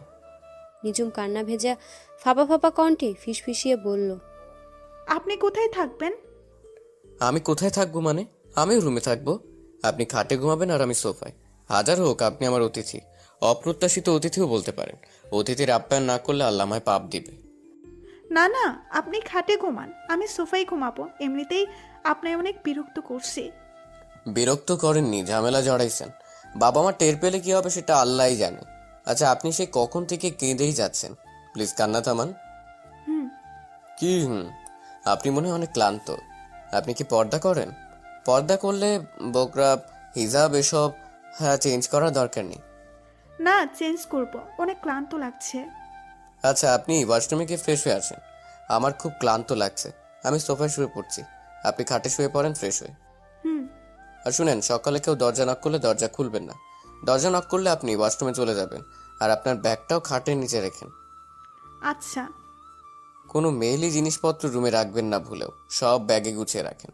কালকে সকালে চলে যাবেন কিন্তু। দেখতে তো পাচ্ছেন কত রিস্ক। চলে যাব। আমার বউ তার বাপের বাড়ি গেছে, কালকে দুপুরে চলে আসবে। এসে যদি আপনার এই রুমে দেখে তাহলে একদম খুন করবে। কি আপনার বউ আছে? কেন, আমার বউ থাকা কি অস্বাভাবিক কিছু? না, সেটা বলিনি। যাই বলেন, যান ফ্রেশ হয়ে শুয়ে পড়েন। আমার খুব ক্লান্ত লাগছে, এখন ঘুমাবো। রাত প্রায় 3টা বেজে গেছে, সকালে উঠে আবার অফিসে যেতে হবে। নিঝুম ওয়াশরুমে ফ্রেশ হতে গেল। প্রীতম সোফায় বসে পড়ল। লোকটা কত ভালো, আমার জন্য কত রিস্ক নিল। এমন ভালো মানুষ এই যুগে আছে? লোকটার ভেতরে খারাপ কোনো দৃষ্টিভঙ্গি নেই। এইসব ভাবতে ভাবতে ব্যাগ থেকে জামা কাপড় বের করে বোরখা, হিজাব, হাত মোজা, পা মোজা সব খুলে ব্যাগের ভেতরে রেখে ওয়াশরুমে চলে গেল। ওয়াশরুমে ঢুকেই তাড়াহুড়ো করে ফ্রেশ হয়ে নিল। খুব ক্ষুধা পেয়েছে, কালকে দুপুরে ভাত খেয়েছে, এখন পর্যন্ত এক ফোঁটা পানিও মুখে দেয়নি। আবার খুব কান্না পাচ্ছে, চিৎকার দিয়ে কান্না করতে ইচ্ছে করছে। কান্না করলেই বুকের ভেতরটা হালকা হতো। এমনটা হবে নিঝুম কখনো ভাবতেও পারেনি। আজকের এই রাতটা হয়তো কখনো ভুলতে পারবে না। বুকের ভেতর দাগ কেটে থাকবে। লোকটা কালকে বউ দুপুর সকালে চলে আসবে, সকালে চলে যেতে হবে, কিন্তু কোথায় যাবে? তার জন্য যে সব দোয়ার বন্ধ। প্রীতমের কানের কাছে গিয়ে আস্তে আস্তে বলল, এই যে শুনছেন? বেশি জোরেও কথা বলা যাবে না। আবার বলল, এই যে শুনছেন, একটু উঠেন প্লিজ। ধর, উনি উঠছেই না। এইটুকু সময়ের ভেতরে এত গভীর ঘুমিয়ে তলিয়ে গেল না, এভাবে উঠবে না উনি। অন্য পন্থা অবলম্বন করতে হবে। প্রীতমের পায়ের কাছে গিয়ে পায়ের তলায় হালকা করে সুরসুরি দিল। প্রীতম সাথে সাথে হকচকিয়ে লাফিয়ে উঠল। এই কে কে? আমি নিঝুম। কিছুটা বিরক্তির ভাব নিয়ে বলল, ও আপনি? এতক্ষণ তো বোরকা হিজাব পরা ছিলেন, তাই চিনতে পারিনি। খুব বিরক্ত হচ্ছেন তাই না? জানেন আমি কালকে রাতে ভাত খেয়েছি, এখন পর্যন্ত একটু পানিও মুখে দেইনি, ক্ষুধার জ্বালায় ঘুমাতে পারছি না। যদি কিছু খেতে দিতেন। মেয়েটার মুখটা একদম শুকিয়ে আছে, চোখগুলো ফুলে গেছে, নাকের ডগায় ঘাম জমেছে বিন্দু বিন্দু। কি মায়া মেয়েটার ভেতরে, এত মায়াবী মানুষ কি করে হয়? খুব মায়া হলো মেয়েটার প্রতি। আচ্ছা আপনি বসুন, আমি ডাইনিং রুম থেকে খাবার নিয়ে আসছি। হাঁপ ছেড়ে বাঁচলো নিঝুম। না, লোকটা খুব বেশি ভালো। কি ধৈর্য! জগৎটা এত বেশি বৈচিত্র্যময় কেন? কিছু কিছু মানুষ নর্দমায় ময়লা আবর্জনার চেয়েও খারাপ, আর কিছু কিছু মানুষ খুব বেশি ভালো। নিঝুমের ভাবনায় ছেদ হয় প্রীতমের ডাকে। কি ভাবছেন এত? মনে হচ্ছে ভাবতে ভাবতে কবি বা সাহিত্যিক একটা কিছু হয়ে যাবেন। নিঝুমের এত কষ্টের মাঝেও হাসি পেল। বাহ, লোকটা তো বেশ মজার। এত বিরক্ত করলাম তাও কি সুন্দর করে কথা বলে। নিঝুম ঠোঁটের কোণে একটু হাসি টেনে বলল, কবি বা সাহিত্যিক কিছুই হওয়ার আশা নেই, আপাতত পেট ভরে খেলতে পারলেই চলবে। এই নিন, পেট ভরে খান। খুব ক্লান্ত তো আপনি, গায়ে কথা বলার শক্তিও মনে হয়নি। একদম দুই এক না খেয়ে থাকলে কারোর কথা বলার শক্তি থাকে না। এগুলো কি এনেছেন? কেন? ফল এনেছি, এসব খেলে কথা বলার শক্তি হবে। আসলে সারাদিন পর এগুলো খেলে বমি করে দেব, আর এখন এগুলো খাওয়ার রুচি নেই। আমি ভাত খাবো, ভাত এনে দিতে পারবেন? হায় রে আল্লাহ! আচ্ছা এনে দিচ্ছি। আজকে সারা রাতই সজাগ থাকতে হবে। নিঝুম আর কিছু না বলে মাথা নিচু করে বসে রইল। প্রীতম পা টিপে টিপে আবার ড্রয়িং রুমে গেল। কি যে বিপদে পড়লাম, ধুর। মেয়েটা এমন অসহায়ভাবে বলে ফিরিয়েও দিতে পারিনি। এই যে নিন, পোলাও আর মাংস। আমি তো এগুলো খেতে পারবো না। পোলাওতে তো অনেক তেল, আর মাংস খেতে পারবো না। আমার অ্যালার্জির প্রবলেম আছে। সারাদিন পর এত তৈলাক্ত পোলাও খেলে বমি করে দেব, আর একবার যদি বমি শুরু হয় সারা দিনেও থামবে না। আপনার ফ্লোর বমিতে ভেসে যাবে, তার চেয়ে ফল খাওয়াই ভালো ছিল।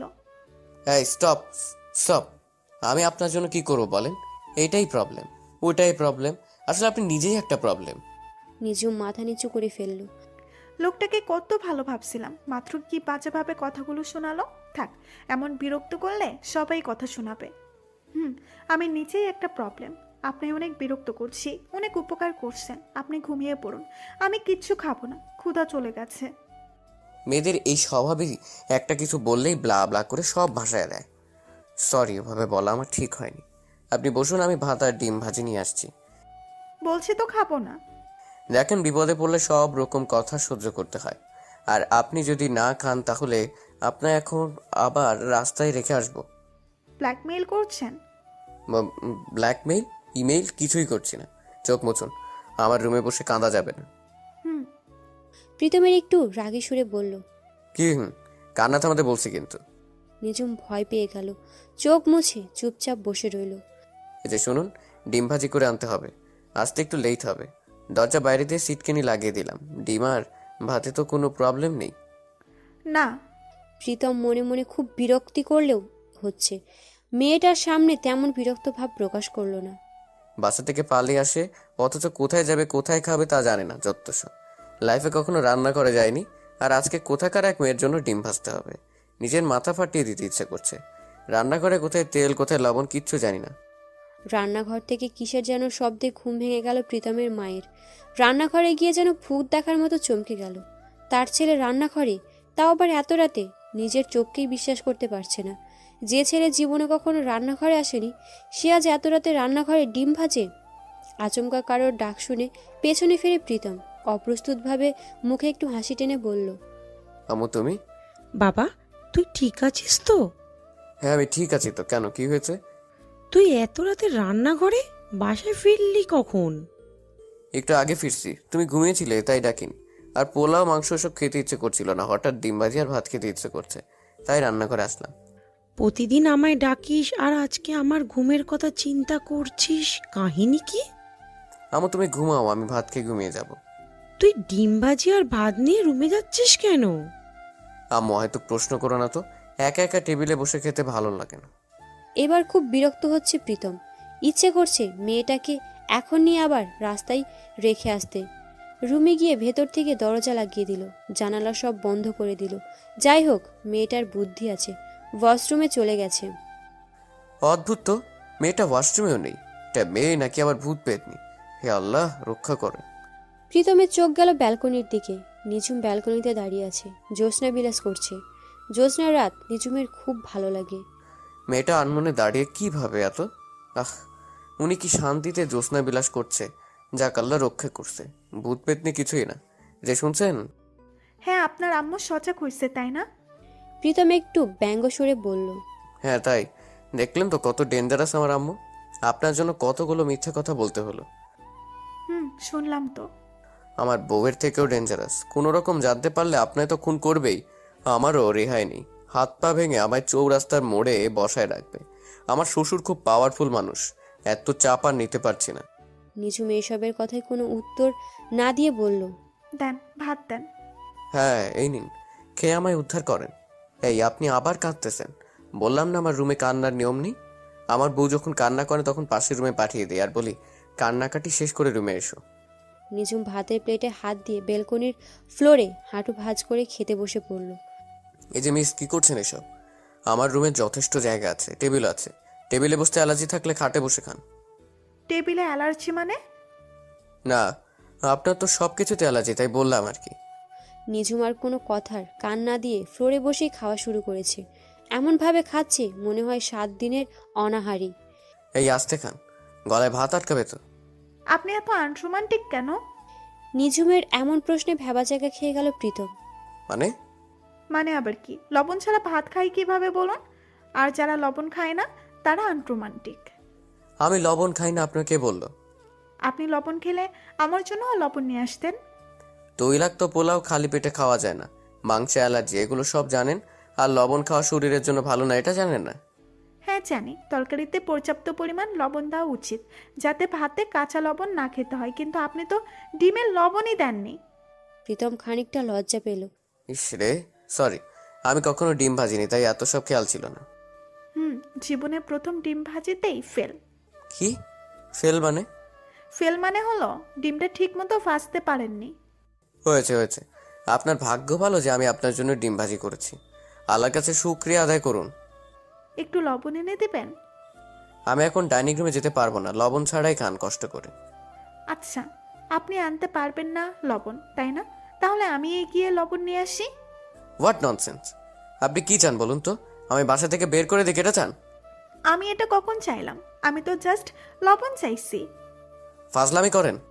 সুযোগ দিচ্ছেন? আজব, আমি কি সুযোগ দিলাম? আজব, আমি কি ফাজলামি করলাম? লবণ এনে দিবেন নাকি আমি যাব? বাহ, ভালোই ব্ল্যাকমেল করেন। প্রীতম আবার ড্রয়িং রুমে গেল। এত রাতে বারবার ডাইনিং রুমে রান্না করে দেখলে আম্মু আব্বু ভাববে আমি পাগল হয়ে গেছি। আর মেয়েটা কি বিচ্ছু, কি যে আজাইরা ঝামেলায় পড়লাম। প্রীতম আবার বিরক্ত হয়ে বলল, এ নিন লবণ। ভাত অর্ধেক খাওয়া হয়ে গেছে লবণ ছাড়া, বাকি অর্ধেক খেতে আবার লবণ লাগবে। জানি আপনি বিরক্ত হচ্ছেন, আপনি তো বললেন বিপদে পড়লে সবার সব রকম কথা সহ্য করতে হয়। বিপদে আপনি পড়েননি, বিপদে আমি পড়েছি, তাই আপনার সব রকম কথা সহ্য করছি। হতে পারে বিপদে যখন পড়ছেন তখন পুরোপুরিই পড়েন। পানি নিয়ে আসেন, আর এই অল্প ভাতে আমার পেট ভরে না। আরও ভাত নিয়ে আসুন, ডিম লাগবে না। এই কি শুরু করছেন আপনি? আমি কি সারা রাত রুম টু ডাইনিং রুমে ডিউটি করব? আমার কি দোষ? আপনি কি পানি ছাড়া ভাত খেতে পারেন নাকি? প্লিজ চুপ করুন। রাত 4টা বেজে গেছে, প্রায় সকালে কোনো রেস্টুরেন্টে থেকে খেয়ে নিন, এখন আর ভাত খেতে হবে না। প্রীতম রুমে গেল পানি আনতে। ধুর, জগে পানি নেই।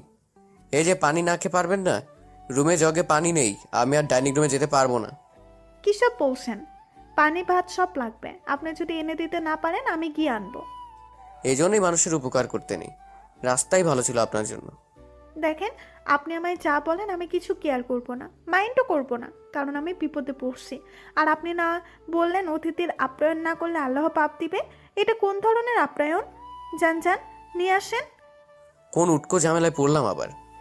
আর মেয়েটা কি ডেঞ্জারাস, রাস্তায় থেকে আনাটাই উচিত হয়নি। এই ভাত পানি নেন, সাথে লবণ আনছি। লবণে কমতি হলে আবার তো ডাইনিং রুমে যেতে হবে। এই তো বুঝছেন, ধন্যবাদ। আপনি আপনার ধন্যবাদ দিয়ে লবণ খান, আমি ঘুমাবো, প্লিজ আর ডাকবেন না। যথা আজ্ঞা, কিন্তু আপনার মোবাইলটা একটু দেন, একজনের কাছে ফোন দিব। আমার ফোনে ব্যালেন্স নেই। আমার ফোনেও ব্যালেন্স নেই। মিথ্যা বলেন না তো, দেন। প্রীতম বাধ্য হয়ে মোবাইলটা দিল। মেয়েটার কার নাম্বার যেন ফোন দিচ্ছে, কিন্তু বারবার মেয়েলি কণ্ঠ ভেসে আসছে। আপনার কাঙ্ক্ষিত নাম্বারে এই মুহূর্তে সংযোগ প্রদান করা সম্ভব হচ্ছে না। নিজুমের ফোনটা আছাড় দিয়ে ভেঙে ফেলতে ইচ্ছে করছে। দুই চোখ দিয়ে আবার টপ টপ করে পানি পড়ছে। কার কাছে ফোন দিচ্ছেন এত? ফোনটা সুইচ অফ দেখাচ্ছে, তাও এত ট্রাই করে কি হবে? অনেক সময় কিছু হবে না জেনেও কিছু কিছু কাজ আমরা বারবার করি। হয়তো জানি এটা আদৌ সম্ভব না, কিন্তু মনটা কেন জানি মানতে চায় না। ব্রেন বারবার সায় দেয় আর একবার করার জন্য। এই যে ফোনটা সুইচ অফ, কখন অন হবে কিনা জানি না, কিন্তু মন বলে আর একটাবার ট্রাই কর, যদি অন হয় একবার। আপনার এই সাহিত্যিক কথাবার্তা আমার মাথার উপর দিয়ে যাচ্ছে। দয়া করে আমার ফোনটা দেন, ঘুমাবো। আর একটাবার ট্রাই করি প্লিজ। প্রীতম একটু হতাশ ভঙ্গিতে বলল, আচ্ছা করেন ট্রাই। আমি তো বিপদে পড়ছি, আপনার সব কথাই শুনতে হবে।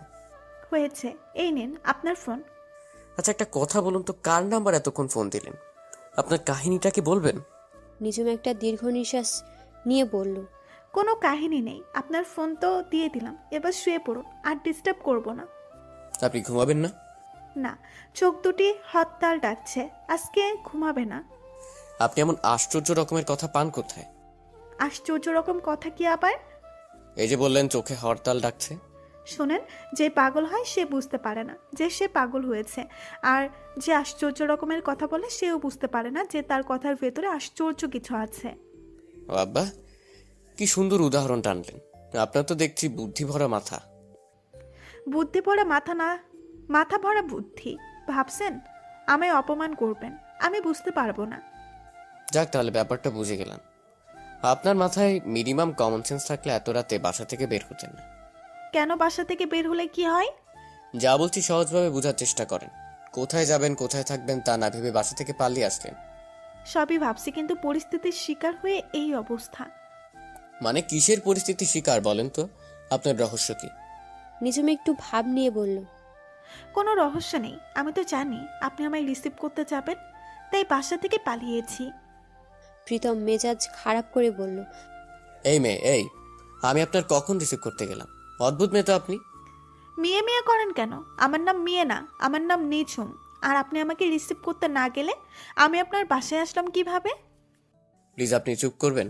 আপনার বাসায় আনাটা আমার উচিত হয়নি, তা অনেক আগেই বুঝছি। আপনি রাস্তায় ভালো ছিলেন। আচ্ছা আমি চুপ, তবে যদি পারমিশন দেন আর একটা কথা বলবো। কি কথা? আসলে আমার রাস্তায় থাকতে একটুও ভালো লাগে না। ব্রেনের ভালো ডাক্তার দেখান, নয়তো কোনো মেন্টাল হসপিটালে ভর্তি হন। আচ্ছা ভেবে দেখবো। আমি ঘুমালাম, দয়া করে আমায় আর ডিস্টার্ব করবেন না। রাত প্রায় শেষ, এখন একটু ঘুমোতে দেন। প্রীতম সোফায় শুয়ে পড়ল। মনে মনে ভাবলো, আমি এত বোকা কেন? একটা মেয়েকে নিজের রুমে জায়গা দিলাম, আবার তার জন্য খাট ছেড়ে সোফায় ঘুমোতে হবে? এত রাতে ডিম ভাজতে হয়েছে, আরো কত কি। এইসব ভাবতে ভাবতে প্রীতমের নিজের উপর রাগ হচ্ছে। আর মেয়েটা কি বিচ্ছু, কোনো কৃতজ্ঞতা তো নেই, উল্টো আমায় উল্টোপাল্টা কথা শোনায়। নিজুম বেলকনিতে দাঁড়িয়ে গায়ে চাঁদের আলো মাখছে। নিজুম ফোনটা হাতে নিয়ে শুয়ে শুয়ে স্মৃতিচারণ করছে, আর চোখের জ্বর হয়েছে। চোখ মুছে খুব ফুলে গেছে, আর কাঁদতে পারছে না। কানে ইয়ারফোন গুঁজে গান শুনলে এখন মন্দ হয় না, সময় কেটে যাবে, কিন্তু ইয়ারফোন তো আনে নেই। ওনার কাছে এখন ইয়ারফোন চাইলে কষিয়ে চড় মারবে।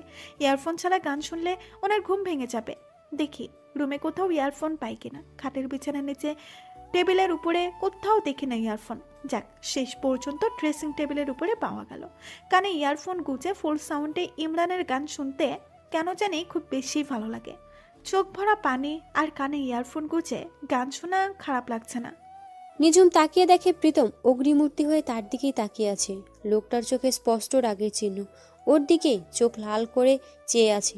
নিজুম কিছু বুঝে ওঠার আগেই ওর হাত থেকে ফোন আর ইয়ারফোন টান দিয়ে নিয়ে গেল। নিজুম বিস্মিত হয়ে গেল। এই বের হন আমার রুম থেকে। কি চান আপনি বলুন? আপনি এত বেয়াক্কেল কেন? মাথায় কি কোনো সেন্স নেই? নিজুম বিস্মিত চরম শিখরে পৌঁছে গেল। লোকটা অযথা কি খারাপ বিহেভ করছে? মানছি উনি আমার উপকার করছে, এজন্য এমন বিহেভ করতে হবে? খুব কান্না পাচ্ছে, আবার চোখে জল টলমল করছে। নিজুম নিচু স্বরে বলল, আমি কি কোনো ভুল করেছি? হ্যাঁ, চলে তো যাবই, রাতটা থাকতে দিবেন, কথা তো এমনটাই ছিল। প্রীতম রাগে কটমট করছে। না না, আপনি কোনো ভুল করেননি। আপনি শেষ রাতে ফুল সাউন্ডে গান বাজাচ্ছেন, সেই কখন থেকে জ্বালাচ্ছেন। এত করে বললাম যে এখন আমি ঘুমাবো, কোনো ডিস্টার্ব করবেন না, তা আপনি আপনার ইচ্ছে মতো কাজ করছেন। নিজুম অপরাধীর মতো মাথা নিচু করে বলল, আমি তো ইয়ারফোন দিয়ে গান শুনছিলাম যাতে আপনার ডিস্টার্ব না হয়। কিন্তু নিজুমের কথা শেষ হওয়ার আগেই প্রীতম ওকে থামিয়ে দিল। ইয়ারফোন দিয়ে গান শুনলে তার সাউন্ড আমার কানে কিভাবে গেল? এত রাতে গানের শব্দ শুনলে বাবা মা এবার সত্যিই ভাববে আমি পাগল হয়ে গেছি। শেষে বাকিটা জীবন আমার পাগলা গারোতে কাটাতে হবে। প্রীতমের চোখের পড়ল ইয়ারফোনের দিকে। এটা কি আপনার ইয়ারফোন? নিঝুম সংকুচিত কণ্ঠে বলল, না মানে আমার কাছে ইয়ারফোন নেই, তাই আপনার ড্রেসিং টেবিলের উপরে একটা ইয়ারফোন পেয়েছি, ওটা দিয়ে গান শুনছিলাম। প্রীতম এবার রাগের মাঝেও সত্যি খুব হাসি পেল। নষ্ট ইয়ারফোন দিয়ে ফুল সাউন্ডে গান শুনছেন তাই না? সেটাও একবার খেয়াল করলেন না? নিঝুম এবার সত্যি খুব লজ্জা পেল। আসলে আমি খুব ডিপ্রেশনে আছি তো, তাই খেয়াল করিনি। প্রীতম আর কথা না বাড়িয়ে শুয়ে পড়ল। নিঝুম নিজের কানে নিজেই খুব ছোট মনে হচ্ছে। এইসব ভাবতে ভাবতে কখন জানি ঘুমিয়ে গেছে। ভোর 8টা বেজে গেছে। প্রীতম তো এত বেলা পর্যন্ত কখনো ঘুমায় না। প্রীতমের বাবা প্রীতমের মাকে উদ্দেশ্য করে বলল, আপনার শাহজাদা পুত্র এখনো ওঠেনি? কালকে অনেক রাতে ঘুমিয়েছে, তাই হয়তো এখনো ঘুমাচ্ছে। প্রীতমের বাবা ব্যঙ্গ সুরে বলল, আপনার ছেলে অনেক রাত পর্যন্ত কি এমন শুভ কাজ করেছে? ও তো 11টা বাজে অফিস থেকে বের হয়ে আসছে। এই, তুই আমার ছেলেকে এভাবে বলছো কেন? ভালো হচ্ছে না একদম। হয়তো বন্ধু বান্ধবের সাথে কোথাও গিয়েছিল। অত রাতে বন্ধু বান্ধবের সাথে কিসের আড্ডা?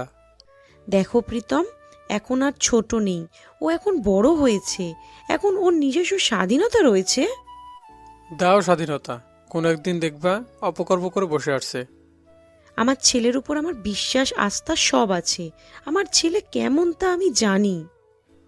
হয়েছে, চুপ করো। ওকে নাস্তা খেতে রাখো। আজকে একটু তাড়াতাড়ি অফিসে যেতে হবে, জরুরি একটা মিটিং আছে।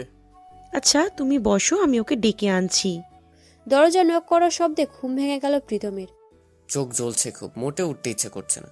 দরজা নক করেই যাচ্ছে। কালকে রাতের কথা মনে পড়তে লাফিয়ে উঠল। মেয়েটা এখনো ঘুমাচ্ছে, কি করবো এখন?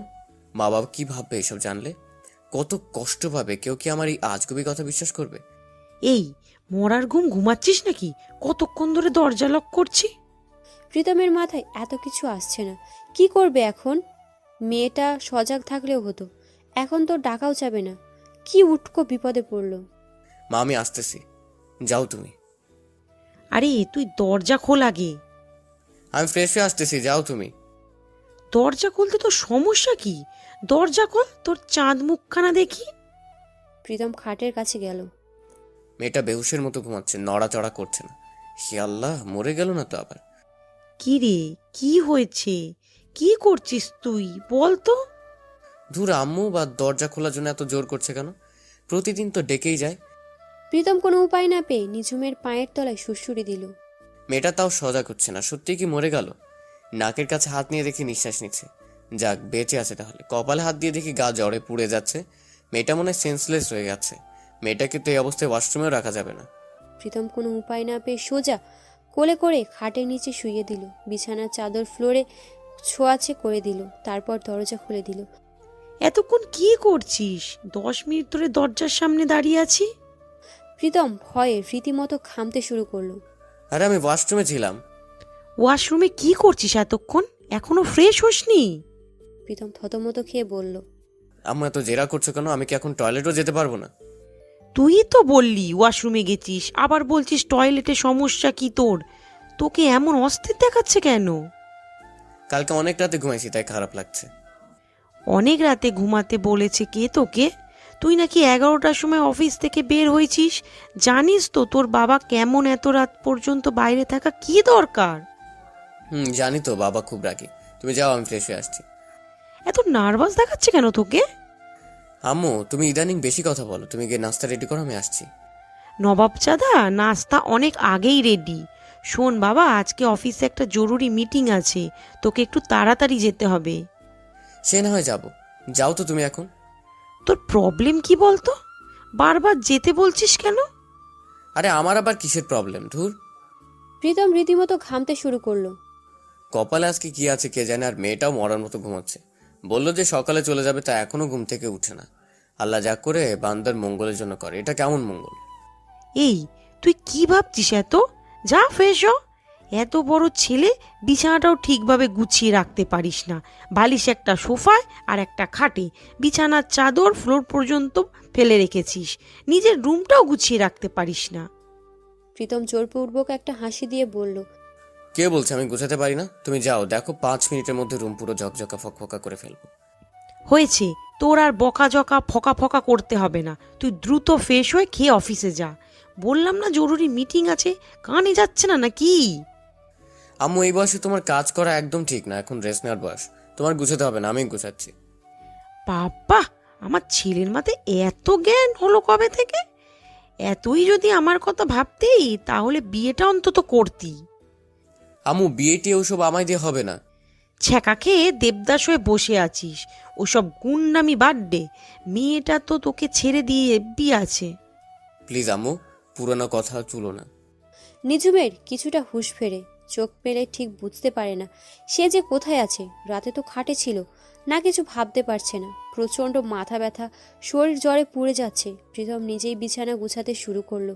প্রীতমের মা প্রীতমকে উদ্দেশ্য করে বলল, বাহ, আমার ছেলেটা তো দেখি খুব লক্ষ্মী হয়ে গেছে। প্রীতম বিড়বিড় করে বলল, এমন সিচুয়েশনে সবাই লক্ষ্মী হয়। কি বলছিস বিড়বিড়িয়ে? কই কিছু না। নাস্তার টেবিলে বসে ওয়েট করছে প্রীতমের মা। ছেলেকে ডাকতে গিয়ে নিজেই নিখোঁজ হয়ে গেছে, এদের আর সময় জ্ঞান হলো না। শেষ পর্যন্ত মা ছেলেকে আমাকে ডাকতে যেতে হবে। তোমাদের প্রবলেমটা কি বলো তো? ছেলেকে ডাকতে এসে নিজেই নিখোঁজ হয়ে গেলে, আজকে তাড়াতাড়ি অফিস যেতে হবে, আর তোমরা মা ছেলে গল্প শুরু করলা। আব্বু ঠিক বলছো, আম্মু এসে গল্প জুড়ে দিছে। সে কখন থেকে বলছি তুমি যাও, আমি ফ্রেশে আসছি। তা আম্মু আমার কথা শুনলেই গল্প করেই যাচ্ছে। আমি গল্প শুরু করছি? আমি তো তোকে সেই কখন থেকে ফ্রেশ হয়ে নাস্তা খেয়ে বলছি, তুই তো বিছানা গুছাচ্ছিস। দেখলা তোমার ছেলে হুদাই আমায় দোষ দিল। আমি কি বললাম? যেমন মা তেমন ছেলে। বাবা আর ছেলে মিলে ভালোই আমার দোষ দিচ্ছিস, আর কখনো যদি তোর হয়ে সুপারিশ করছি। এই চুপ করো, চলো, ও ফ্রেশ হয়ে আসবে। তুমি এখানে থাকলে মা ছেলে ঝগড়া ছাড়া আর কিছু হবে না। প্রীতম মনে মনে ওর বাবাকে অসংখ্য ধন্যবাদ দিল। বাবা ঠিক সময় এসে রক্ষা করছে, হাফ ছেড়ে বাঁচলাম।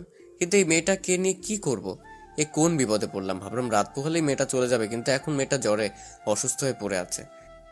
প্রীতম দরজা লাগিয়ে খাটের নিচে তাকিয়ে দেখে মেয়েটা এখনো সেইভাবেই আছে। এখনো হুঁশ ফেরেনি, মেয়েটার তো হুঁশই নেই। এখন কি করব আমি? অফিসেও যেতে হবে, আর ডাক্তারের কাছে কিভাবে নিব? বাসায় ডাক্তার আনা যাবে না, মেয়েটাকে রুমে রেখে অফিসে যাব কিভাবে? জ্বরে শরীর পুড়ে যাচ্ছে, ফ্লোরে আরো ঠান্ডা লাগবে।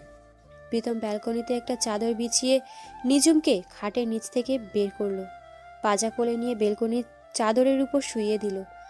মেয়েটার ওয়েট বেশি হলে 37-38 কেজি হবে, হাইট 5 ফিট হবে মনে হয়।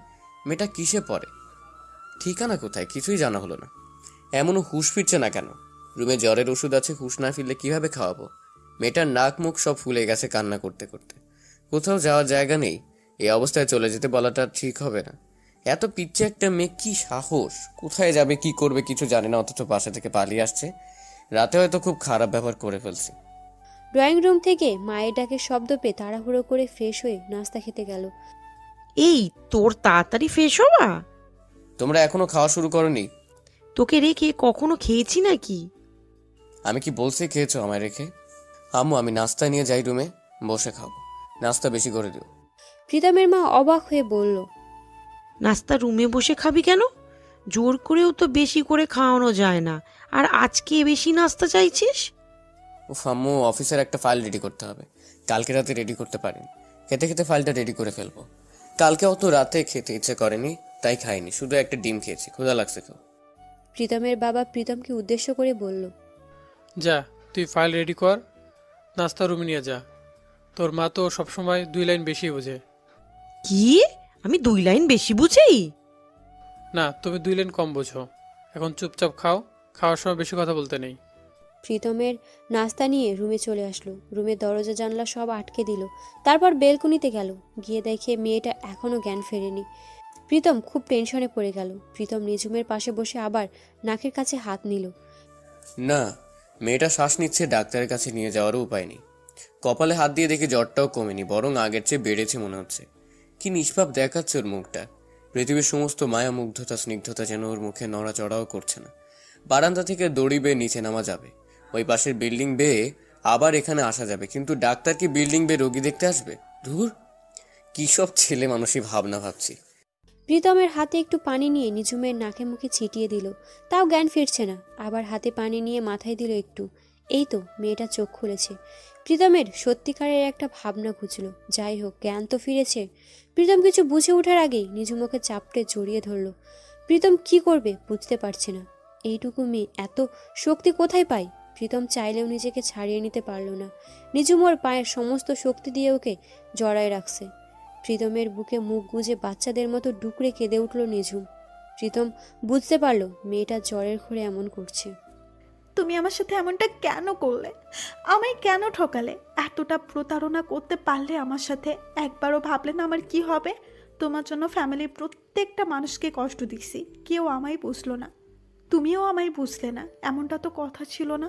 তোমায় পাওয়ার জন্য সব হারালাম, কিন্তু তবুও তোমায় পেলাম না। এইসব বলতে বলতে নিচু প্রীতমের বুকে এলো পাথারি কিলঘুষি দিতে লাগলো।